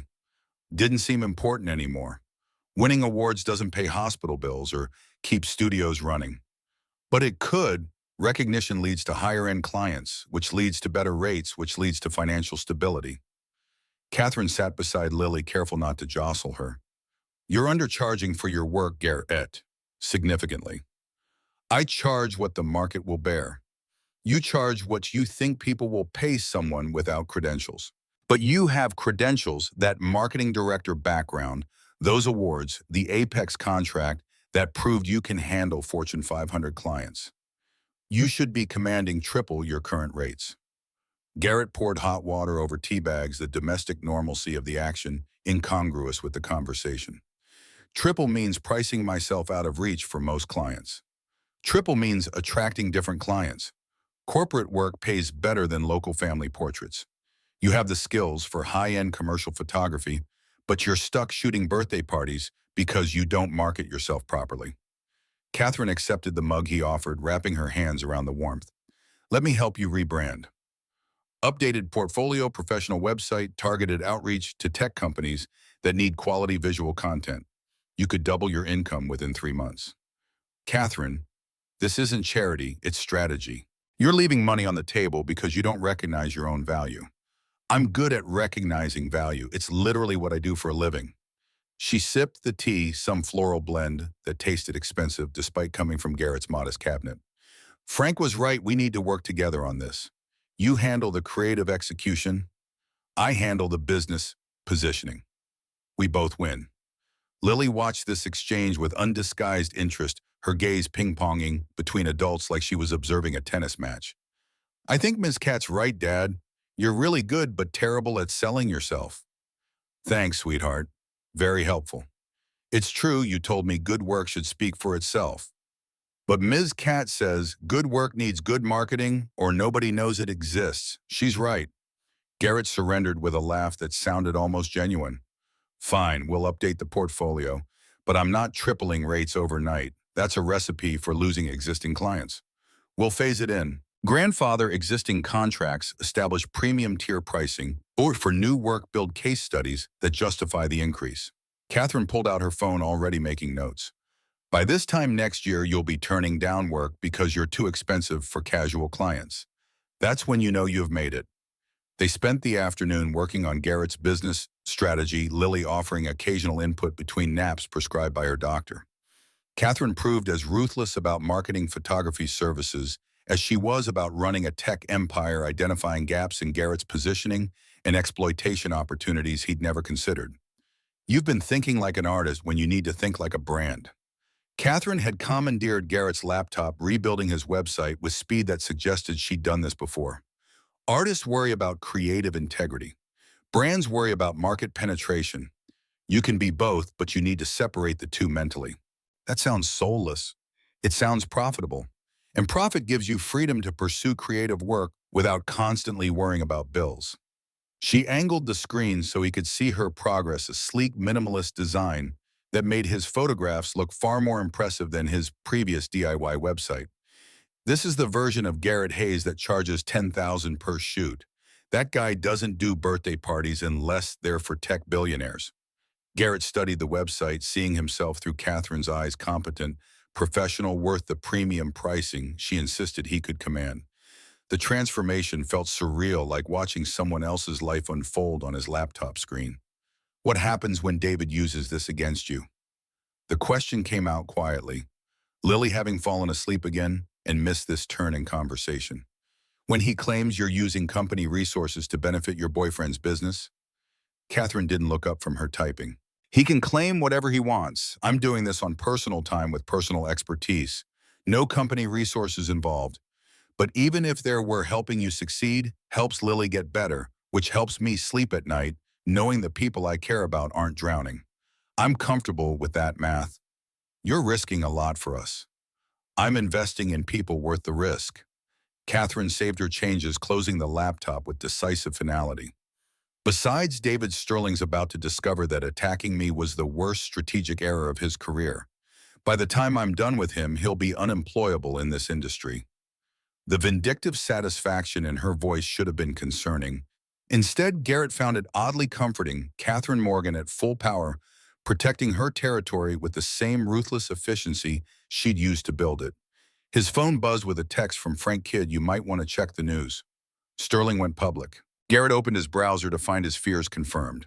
TechCrunch had published a story clearly sourced from someone with inside access to Apex's board deliberations, detailing Catherine's suspension amid allegations of financial mismanagement in inappropriate relationships. The article stopped short of naming Garrett specifically, but the description was clear enough. Morgan is alleged to have used company discretionary funds to pay medical expenses for an unnamed photographer with whom she's been conducting a secret relationship. Sources suggest the relationship compromised her judgment and led to questionable resource allocation decisions. Catherine read over his shoulder, her expression hardening into something carved from ice.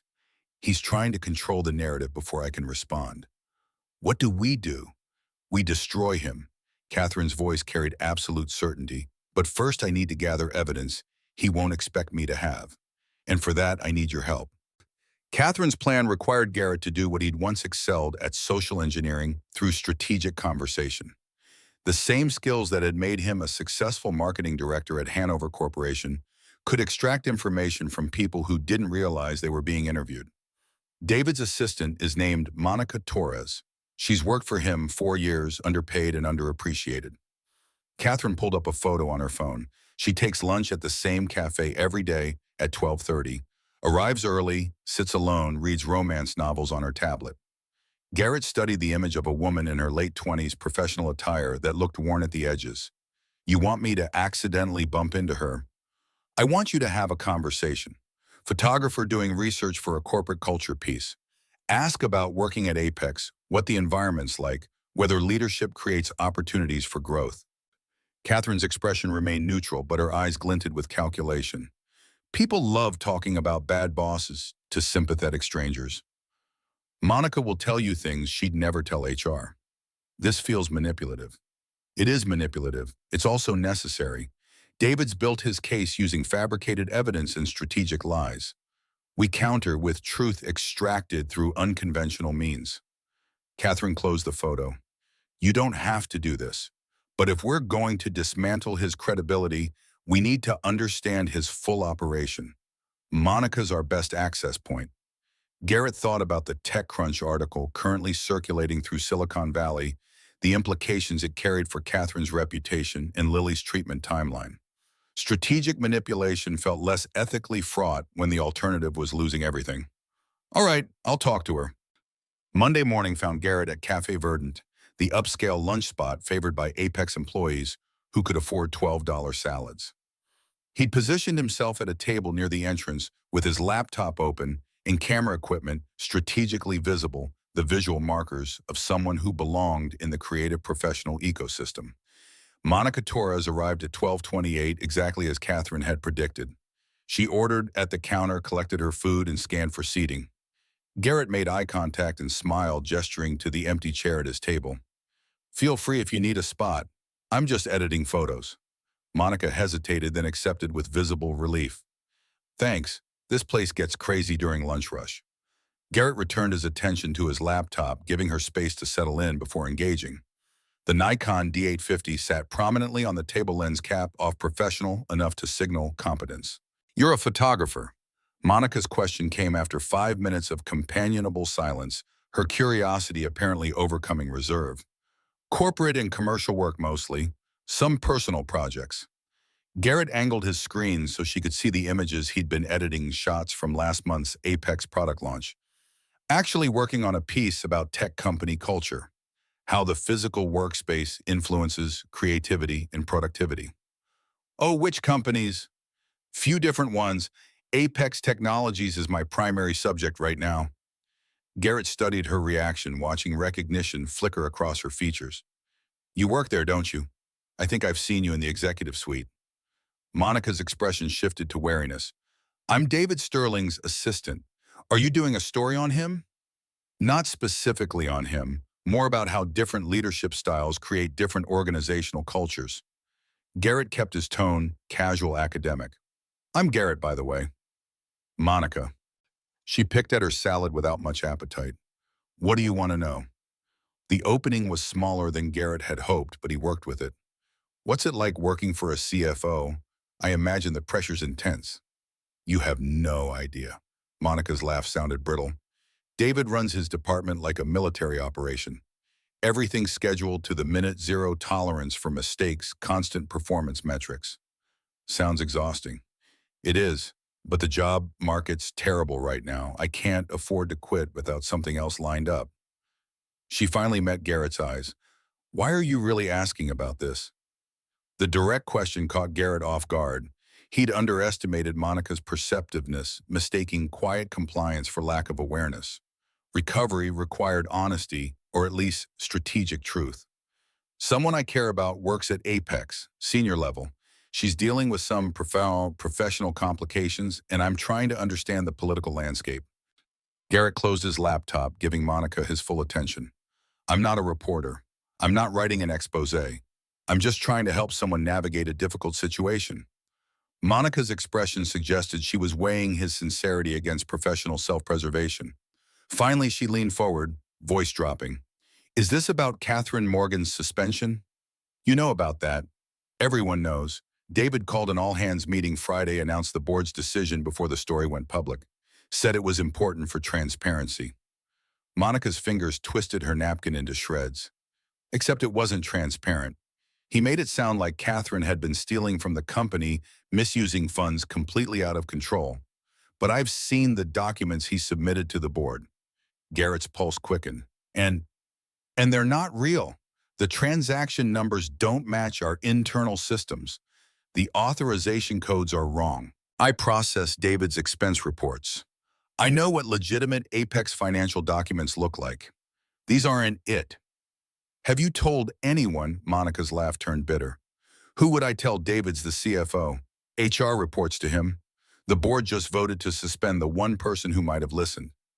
She abandoned her salad entirely, pushing it aside. I'm not stupid. I know what I'm looking at. David's fabricating evidence to frame Catherine Morgan for crimes she didn't commit.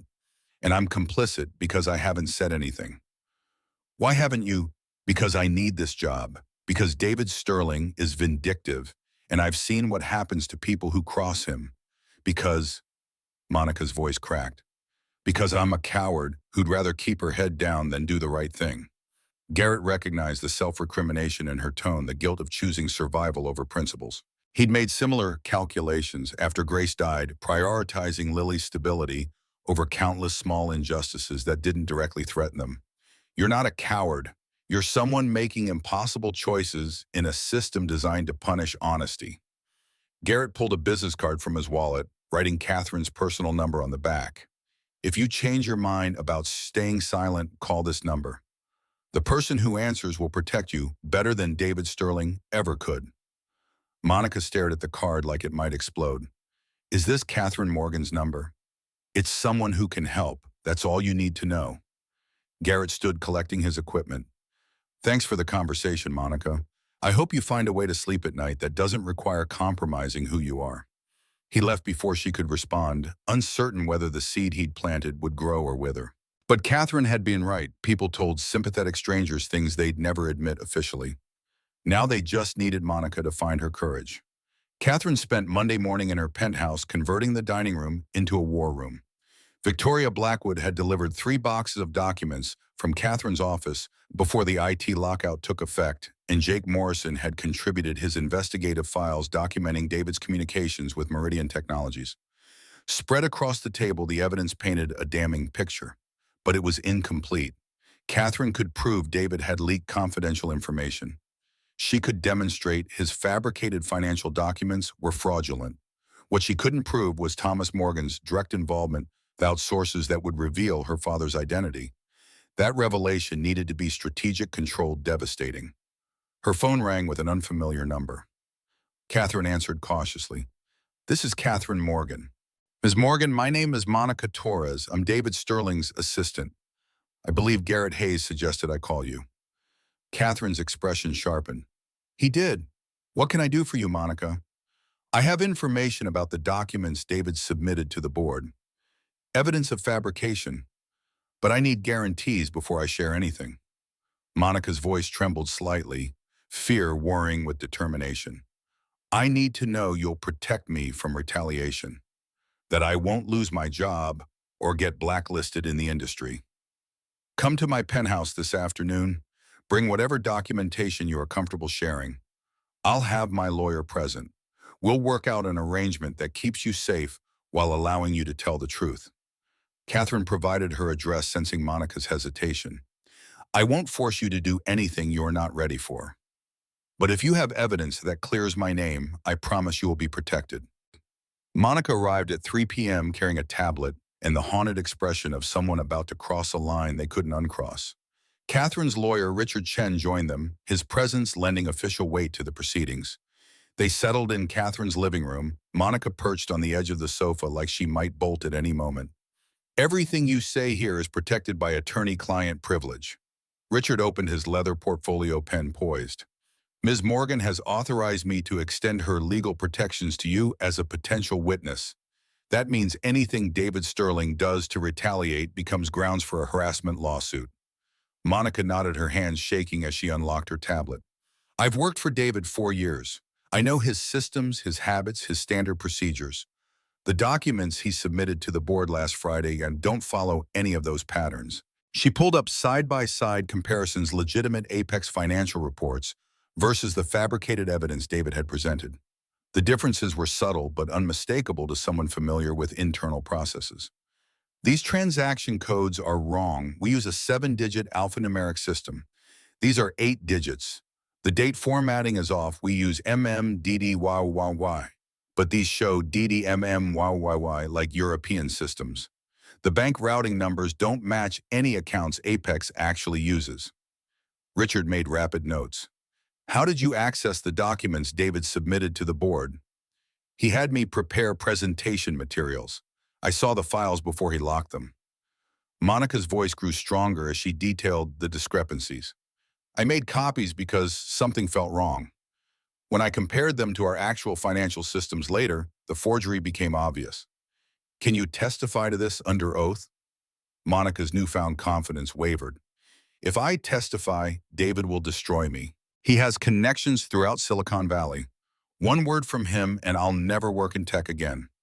Catherine had remained silent until now, letting Richard handle the legal framework. She leaned forward, her expression intent. Monica, I rebuilt my career from nothing after my father destroyed our family business and tried to blame me for his failures. I know what it feels like to be trapped by someone else's power. But I also know that power only works if we let fear control us. Easy to say when you're a billionaire CEO. I wasn't always. 15 years ago, I was 27 with no money, no reputation, and no options except rebuild or surrender. I chose rebuild. It was hell, but it was mine. Catherine's voice carried absolute conviction. David Sterling has power right now, but power is temporary. Truth is permanent. And I promise you, if you stand with me against him, I will make sure you come out ahead. Monica stared at her for a long moment. Then she unlocked a different folder on her tablet. There's something else. David's been communicating with someone outside the company. Encrypted emails, but I have access to his calendar. He's been having weekly calls with a number listed as TM. Catherine's stomach dropped. Do you know who TM is? No, but the timing's suspicious. The calls started 6 months ago, right when David began acting strange. And they always happen right before he makes major moves against you. Thomas Morgan. Catherine had suspected, but confirmation still hit like a physical blow. Her father had been orchestrating this for half a year, watching Catherine build a relationship with Garrett, waiting for the perfect moment to strike. Richard cleared his throat. Ms. Torres, would you be willing to provide sworn testimony about the document forgeries in David's external communications? If Ms. Morgan guarantees my protection, yes. Consider it guaranteed. Catherine's mind raced through contingencies, safety nets, escape routes for Monica if this went sideways. Richard will draft a comprehensive agreement. You'll be named as a confidential witness initially. If David retaliates before we go public, we'll seek immediate legal remedies. And regardless of outcome, I'll personally ensure you have employment opportunities that don't depend on David Sterling's goodwill. Monica's relief was palpable. Thank you. I've been sitting on this information for days, terrified to act, but unable to ignore it. After Monica left with Richard to formalize their agreement, Catherine stood at her windows watching afternoon fade into evening. The city sprawled below, oblivious to the small wars being waged in corporate boardrooms and executive penthouses. Somewhere out there, Thomas Morgan was congratulating himself on a plan well executed, unaware that his daughter had just gained the ammunition to destroy him. Her phone buzzed with a text from Victoria Blackwood, arranged meeting with your father. Tomorrow, 10 a.m. neutral location. He agreed surprisingly quickly. Be careful. Catherine replied with simple acknowledgement, then called Garrett. How did it go with Monica? Better than expected. She called you, right? She did. We have testimony that proves David's documents are fake. Combined with Jake's evidence of corporate espionage, we can bury him. Catherine paused. I'm meeting my father tomorrow, giving him one chance to walk away before this becomes nuclear. Do you want me there? No, this is something I need to do alone. But she struggled for words that didn't make her sound weak. But knowing you're available if I need you helps. I'm available. Always. Garrett's voice carried warmth that helped ease the cold dread settling in Catherine's breast. How's Lily? Good. Restless from bed rest, but following doctor's orders. She wants to know when you're coming back. Tonight, if you'll have me, I could use the reminder that not everything is corporate warfare. We'd both like that. The restaurant Thomas Morgan chose for their meeting was expensive and discreet, the kind of place where Silicon Valley executives conducted business that couldn't happen in official settings. Catherine arrived 15 minutes early, selecting a corner table with clear sight lines to all entrances. Old habits from her marketing days when competitor intelligence required constant situational awareness.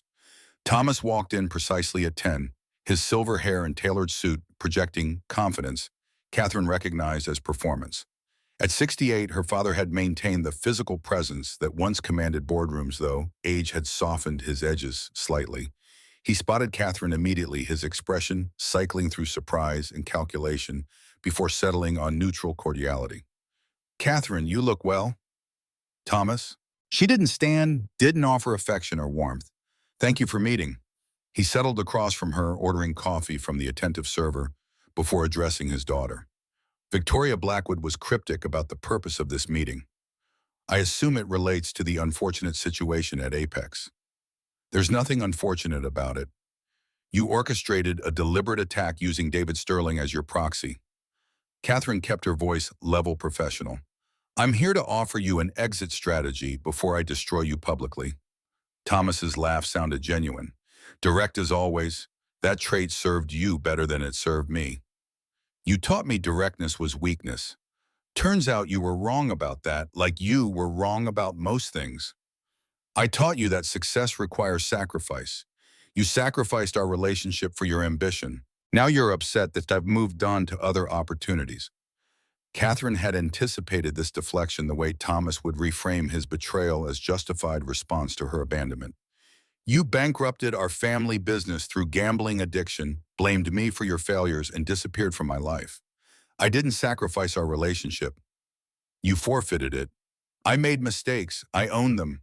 But you built your empire on the foundation I provided, then erased my contribution from the story.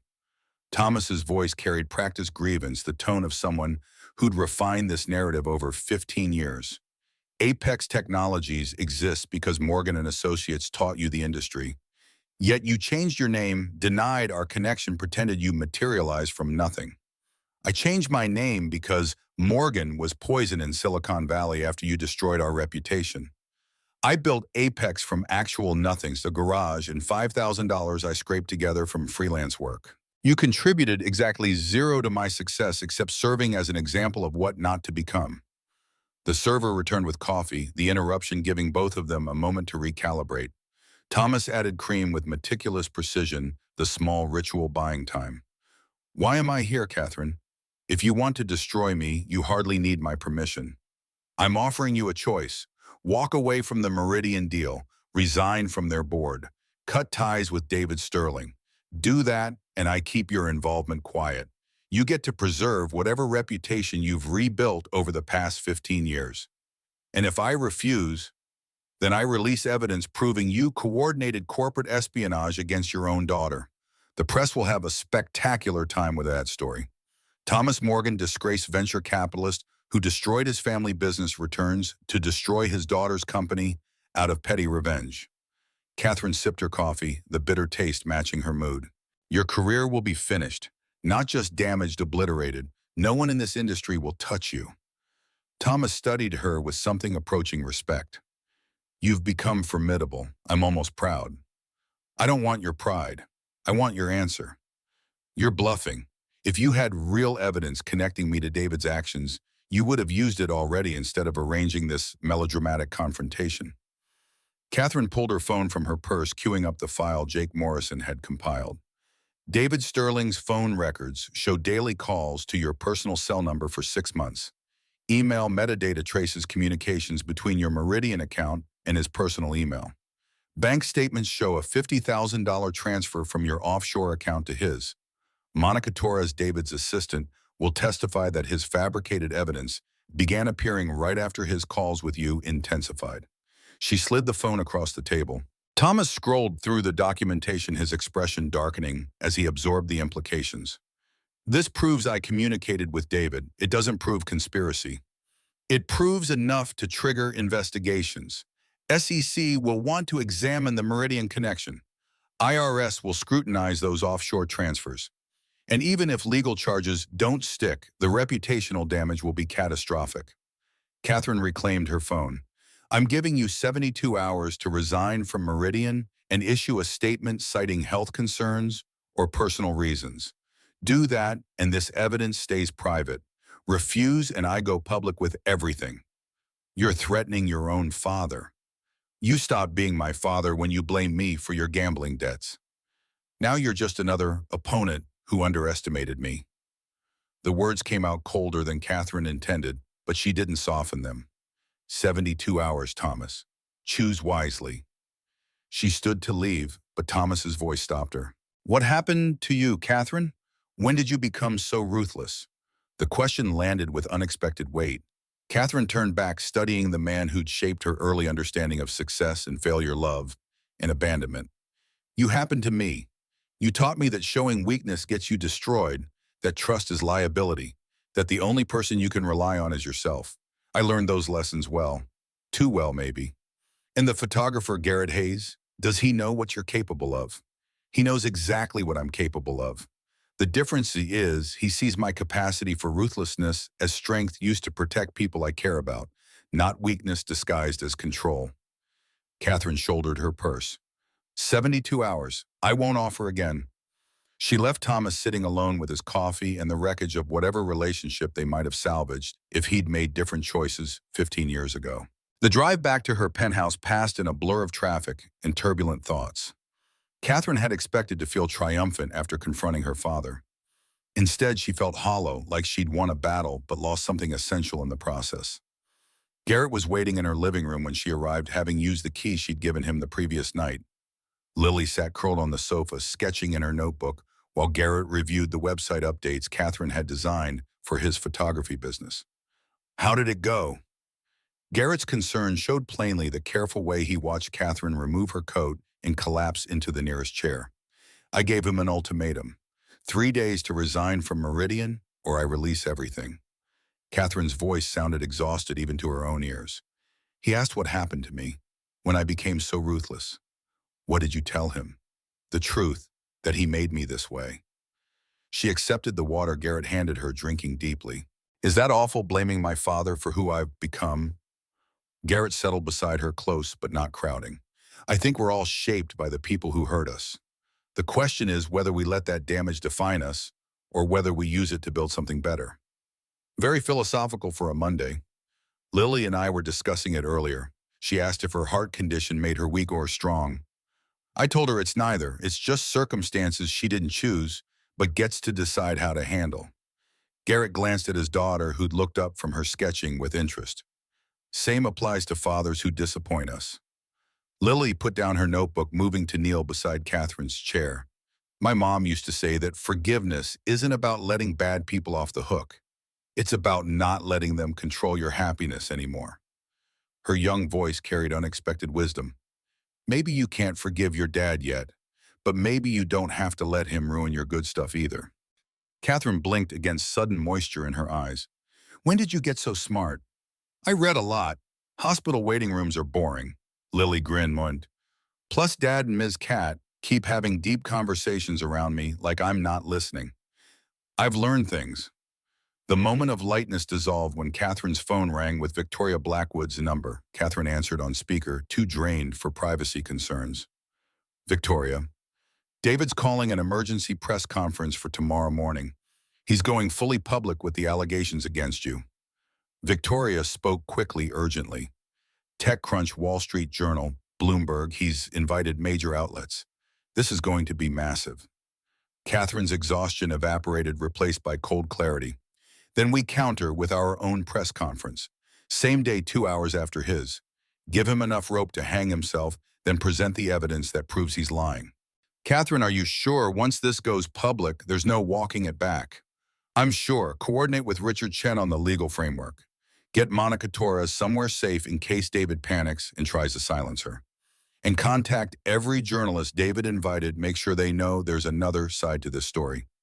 What about your father? Catherine looked at Garrett and Lily, the makeshift family that had somehow formed despite all the obstacles designed to prevent it. He has 72 hours to make his choice, but regardless of what he does, we're moving forward. I'm done letting fear of collateral damage stop me from fighting back. She ended the call and stood, energy returning as strategy crystallized. We're going to need a comprehensive evidence package. Everything we have on David, the forged documents, the Meridian Communications, Monica's testimony. Package it so cleanly that no journalist can miss the story. Garrett was already opening his laptop. I'll build the visual presentation. Photos, documents, scans, timeline graphics. Make it impossible to ignore. I'll write the statement. Direct, factual, devastating. Catherine paced the living room, the familiar rhythm helping her think. We showed David's fabrications, first proved they're false with Monica's testimony. Then we revealed the Meridian connection and David's corporate espionage. The father angle we hold back unless Thomas forces our hand. What if he does force your hand? Then I play that card too, but I'd rather not destroy him if he's smart enough to walk away. Catherine stopped pacing, meeting Garrett's gaze. Am I being too generous, giving him an out when he doesn't deserve it? You're being human. That's not weakness, Catherine. That's the part of you that Thomas couldn't kill despite trying. Garrett stood, crossing to take her hands. Fight as hard as you need to, but don't lose yourself in the process. The person I love isn't just the ruthless CEO. She's also the woman who stayed all night in a hospital waiting room because a little girl needed her. The words settled over Catherine like a blanket, warming parts of her that had felt cold since the confrontation with Thomas. You love me? Yeah, probably have for months. Just took me a while to admit it. Garrett's smile turned self-deprecating. Turns out I'm terrible at recognizing my own feelings until they're unavoidable. Lily made an exaggerated gagging sound from the sofa. You two are so mushy, but also cute, but also gross. The laughter broke the tension, pulling them back from the precipice of corporate warfare into something resembling normal life. They spent the evening building Catherine's defense, Garrett designing visual aids while Catherine refined her statement, Lily offering surprisingly astute suggestions about narrative flow and emotional impact. By midnight, they had a presentation that would either save Catherine's career or end it spectacularly. There was no middle ground, no safe retreat. Tomorrow would determine whether 15 years of work survived or crumbled under coordinated assault. Catherine woke at 5 a.m. Tuesday to find Garrett already awake, staring at the ceiling with the unfocused gaze of someone whose mind was elsewhere. She shifted closer, her head finding his shoulder. Can't sleep. Thinking about what happens after today. Best case, you keep your company and David goes to prison. Worst case, this blows up and takes all of us down. There's a middle case too. I lose Apex, but we survive. Start something new. Catherine had been running those calculations since Victoria's call, gaming out scenarios that didn't end in total victory. I built one company from nothing. I could do it again if necessary. You shouldn't have to. Maybe not, but knowing I could makes losing less terrifying. She propped herself up, studying Garrett's profile in the pre-dawn darkness. Frank was right about something. I've spent 15 years proving I don't need anyone. But partnership isn't about need. It's about choice. I choose you and Lily. Even if everything else falls apart, that choice feels right. Garrett turned to face her, his expression serious. I love you. I should have said it back last night when you were vulnerable and I was trying to be supportive. But I'm saying it now when we're both clear-headed and terrified. I love you, Catherine Morgan. Your ruthlessness and your vulnerability and everything between. I love you too, which is inconvenient timing given I'm about to wage war against my own father. The best things usually are. They rose together, preparing him for battle with the methodical care of soldiers checking equipment before combat. Catherine dressed in her most severe Armani suit, the black fabric and sharp tailoring, creating the Ice Queen persona that had served her well for 15 years. War paint, she thought while applying makeup. Armor against the world. The press conference venue was a hotel ballroom downtown neutral territory that prevented either side from claiming home advantage. Catherine arrived early with Richard Chen and Victoria Blackwood, the three of them reviewing final preparations, while journalists filed in with the predatory eagerness of people sensing blood in the water. David Sterling's conference was scheduled for 9 a.m. Catherine's counterconference would begin at 11, giving reporters just enough time to file initial stories about David's allegations before she demolished them publicly. Garrett and Lily watched from Catherine's penthouse via live stream, Lily having insisted she wanted to witness history, even if she couldn't attend in person.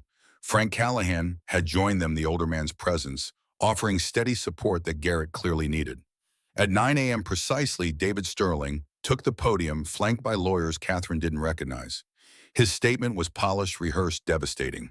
He accused Catherine of using company funds for personal benefit, fabricating evidence of his supposed documentation, painting himself as a whistleblower who discovered corruption and acted courageously to expose it. The journalists ate it up, asking aggressive questions about Catherine's alleged misconduct, the timeline of David's investigation, whether criminal charges were being considered. David handled each query with practiced concern, the performance of a man reluctantly doing his painful duty. Catherine watched the live stream on her phone, her expression betraying nothing while fury burned cold in her chest. He's good. Better than I expected. He's lying. Victoria's voice carried absolute certainty. And in 2 hours we prove it. The wait felt interminable. Catherine paced backstage while reporters filed David's stories, social media exploding with commentary about the fallen tech CEO and her dramatic corruption scandal. TechCrunch led with Apex Technologies CEO accused of embezzlement and abuse of power. Wall Street Journal went with Catherine Morgan faces removal after alleged financial misconduct. The headlines would have destroyed her a week ago. Now they just sharpened her resolve. At 10:55, Catherine took the stage to a room packed with journalists who'd stayed after David's conference, sensing there might be more story to come. She stood at the podium alone, no lawyers flanking her, projecting absolute confidence, despite the terror making her hands shake beneath the lectern. Good morning. I'm Catherine Morgan, CEO of Apex Technologies. I'm here to address the allegations made by David Sterling this morning and to present evidence that demonstrates those allegations are fabricated lies designed to facilitate corporate theft. The room went silent, every phone and camera focused on Catherine's face. Mr. Sterling claims I used company funds to pay personal medical expenses. This is false. I can provide complete financial records showing no such transaction occurred. Mr. Sterling presented bank statements to support his accusation. Those statements are forgeries. Catherine gestured to the screen behind her where Garrett's visual presentation began side-by-side comparisons of legitimate Apex documents versus David's fabrications. Notice the transaction code formatting. Apex uses 7-digit alphanumeric codes. These forgeries use 8-digit. Notice the date formatting. We use MMDDYYY standard in American systems. These show DDMMYYY European formatting. Notice the routing numbers don't match any accounts Apex actually maintains. The journalists were leaning forward now, cameras zooming in on the visual evidence. These discrepancies were identified by Monica Torres, Mr. Sterling's own assistant, who has provided sworn testimony that David fabricated these documents. Torres will be available to answer questions following this statement, though she's requested anonymity given concerns about retaliation. Catherine advanced to the next slide: phone records and email metadata documenting David's communications with Meridian Technologies. Mr. Sterling has also been conducting corporate espionage, providing confidential Apex information to Meridian Technologies in preparation for a hostile takeover. These communications span 6 months and include proprietary product roadmaps, financial data, and strategic plans. This represents a clear violation of his fiduciary duty and likely constitutes criminal activity. The room erupted with questions. Catherine raised a hand for silence. I'm not finished. Mr. Sterling's actions were coordinated with someone outside Apex who stands to profit from the company's acquisition at artificially depressed values. That individual is Thomas Morgan, my estranged father and current Meridian board member. Gasps rippled through the audience. Catherine had debated whether to reveal this detail, ultimately deciding that partial disclosure was worse than full transparency. Thomas had his 72 hours. How he used them was his choice. 15 years ago, Thomas Morgan's gambling addiction bankrupted our family business. He blamed me for his failures and we ceased contact. Apparently, destroying one Morgan company wasn't sufficient. He coordinated with David Sterling to destroy another. Catherine's voice remained steady despite the personal cost of this revelation. I gave my father an opportunity to resign quietly before making this information public. He has until Thursday to make that choice. Regardless of his decision, I'm moving forward with legal action against David Sterling for fraud, corporate espionage, and conspiracy to commit theft. She opened the floor to questions, fielding them with clinical precision. Yes, criminal charges were being pursued. Yes, she expected to resume her position as CEO once the board reviewed the evidence. No, she wouldn't speculate on her father's motivations beyond obvious financial gain. After 40 minutes, Richard Chen ended the session, ushering Catherine backstage while journalists mobbed Monica Torres for follow-up interviews. Victoria looked shell-shocked, her usual composure cracked by the magnitude of what had just occurred. That was, Catherine, you just declared war on your own father in front of every major outlet in tech journalism. He declared war first. I just made it public. Catherine's phone was already exploding with notifications, messages from board members, investors, colleagues she hadn't spoken to in years. The question now is whether Thomas takes the exit I offered or whether this gets significantly worse. The answer came 3 hours later via a press release from Meridian Technologies. Thomas Morgan had resigned from the board effective immediately, citing health concerns and a desire to focus on personal matters.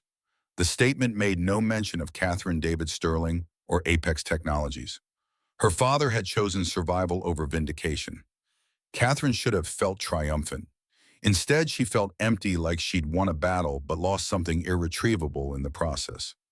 Garrett found her on her penthouse balcony at sunset, staring at the city lights beginning to glow against the darkening sky.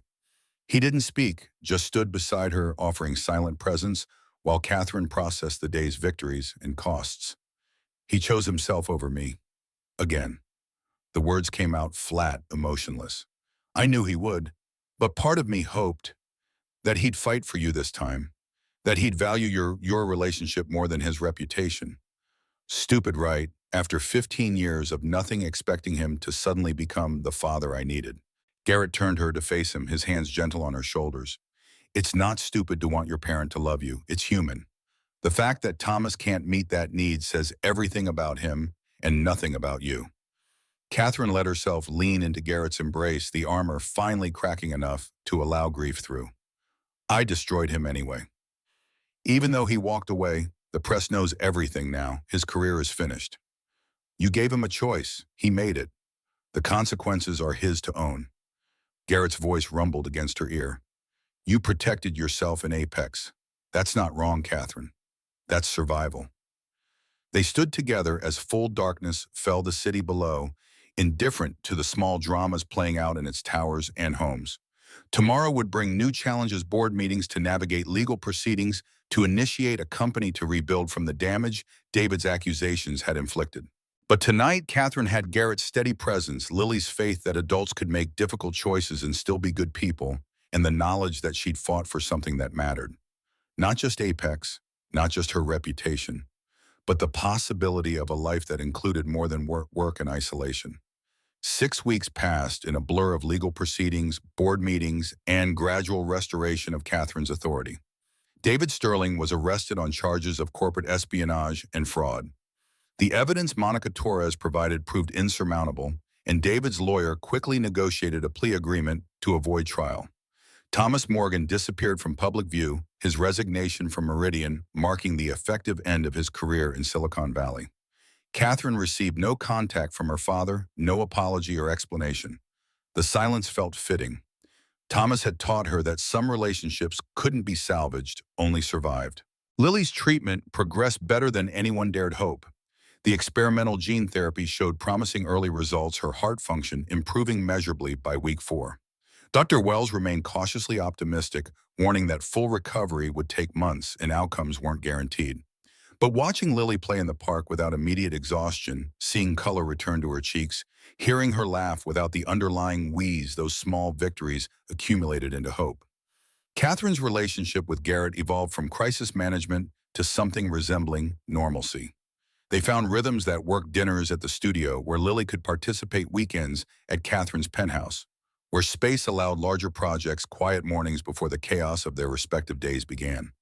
Frank Callahan became an unexpected fixture in Catherine's life, the older man's gruff wisdom providing perspective she hadn't realized she needed. He and Victoria Blackwood developed an unlikely friendship, bonding over shared exasperation with Catherine and Garrett's tendency toward workaholic martyrdom. The board vote to restore Catherine's full authority passed 9-3, the dissenters quietly replaced over subsequent months. Apex's stock price recovered from the scandal-induced dip, ultimately reaching new highs as investors recognized the company's fundamental strength. On a Sunday morning in late November, Catherine woke in Garrett's studio to find Lily kneeling beside the bed with something hidden behind her back. The 11-year-old's expression combined mischief and determination in equal measure. "I have a proposal." Lily produced a crayon-drawn document complete with elaborate borders and signatures lines. "You and Dad keep talking about logistics and timing and being practical, but I think you're overthinking this."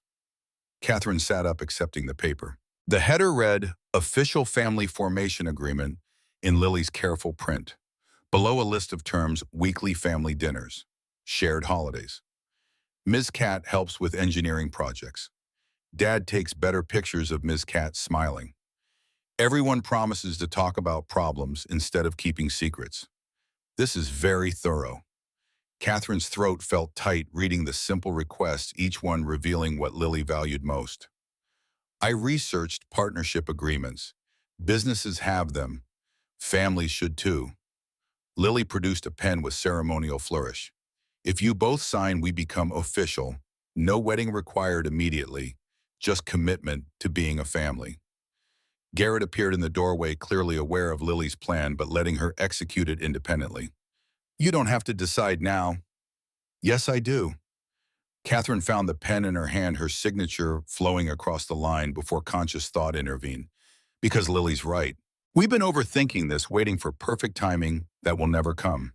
But family isn't about perfect timing. It's about showing up for each other despite imperfect everything else."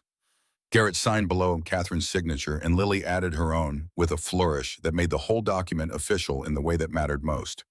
They had no witnesses, no legal standing, no formal ceremony, just 3 people choosing each other, deliberately building family from intention rather than obligation. 2 years later, Catherine Morgan stood in a small garden behind Frank Callahan's house, wearing a simple white dress that Lily had helped select. The guest list numbered 20 board members who'd supported Catherine through the scandal, colleagues who'd become friends, Frank and Victoria serving as officiant and witness respectively. Garrett waited at an improvised altar, 13-year-old Lily beside him in the maid of honor position she'd insisted was rightfully hers. The teenager looked healthy, vibrant, the experimental treatment having exceeded even optimistic projections. She still took medications and saw specialists regularly, but the crisis-level fear had receded into manageable caution. The ceremony was brief, lacking religious overtones neither Catherine nor Garrett wanted. They exchanged vows they'd written together, promises about partnership and honesty, and choosing each other daily, despite the difficulties that choice would inevitably bring. Frank pronounced them married with characteristic bluntness. "About damn time you two made it official. Kiss already so we can eat cake." The reception featured food from Lily's favorite restaurants and dancing that Catherine tolerated despite her general discomfort with public displays. Thomas Morgan hadn't been invited. Catherine had sent him notice of the wedding as courtesy, not expecting response. She'd received none. The pain of that absence had dulled over 2 years, not disappeared, but no longer consuming. Catherine had built a family from people who chose to stay rather than those who'd left. That felt like victory enough. Garrett found her later, after most guests had departed and Lily had fallen asleep on Frank's couch, exhausted from the day's excitement. They stood in the garden where they'd married hours earlier, the evening air carrying the scent of jasmine and possibility. "Any regrets?" Garrett's question carried genuine curiosity rather than doubt. Catherine considered the past 2 years, the battles fought, the relationships ended, and begun the life rebuilt from calculated risks and unexpected grace. "No regrets. Only that I didn't find you sooner, but I'm not sure either of us would have been ready sooner." "Probably true. I needed to stop running from anything that wasn't work. You needed to stop believing you had to handle everything alone." Catherine laced her fingers through his, the wedding band unfamiliar but welcome. "We got here eventually. That's what matters." They returned to the house where their daughter slept, the makeshift family that had survived corporate warfare and personal demons and all the small crises that accumulated into life. Not perfect, not easy, but real in ways Catherine had stopped believing possible, and that she thought was worth every difficult choice that had brought them here.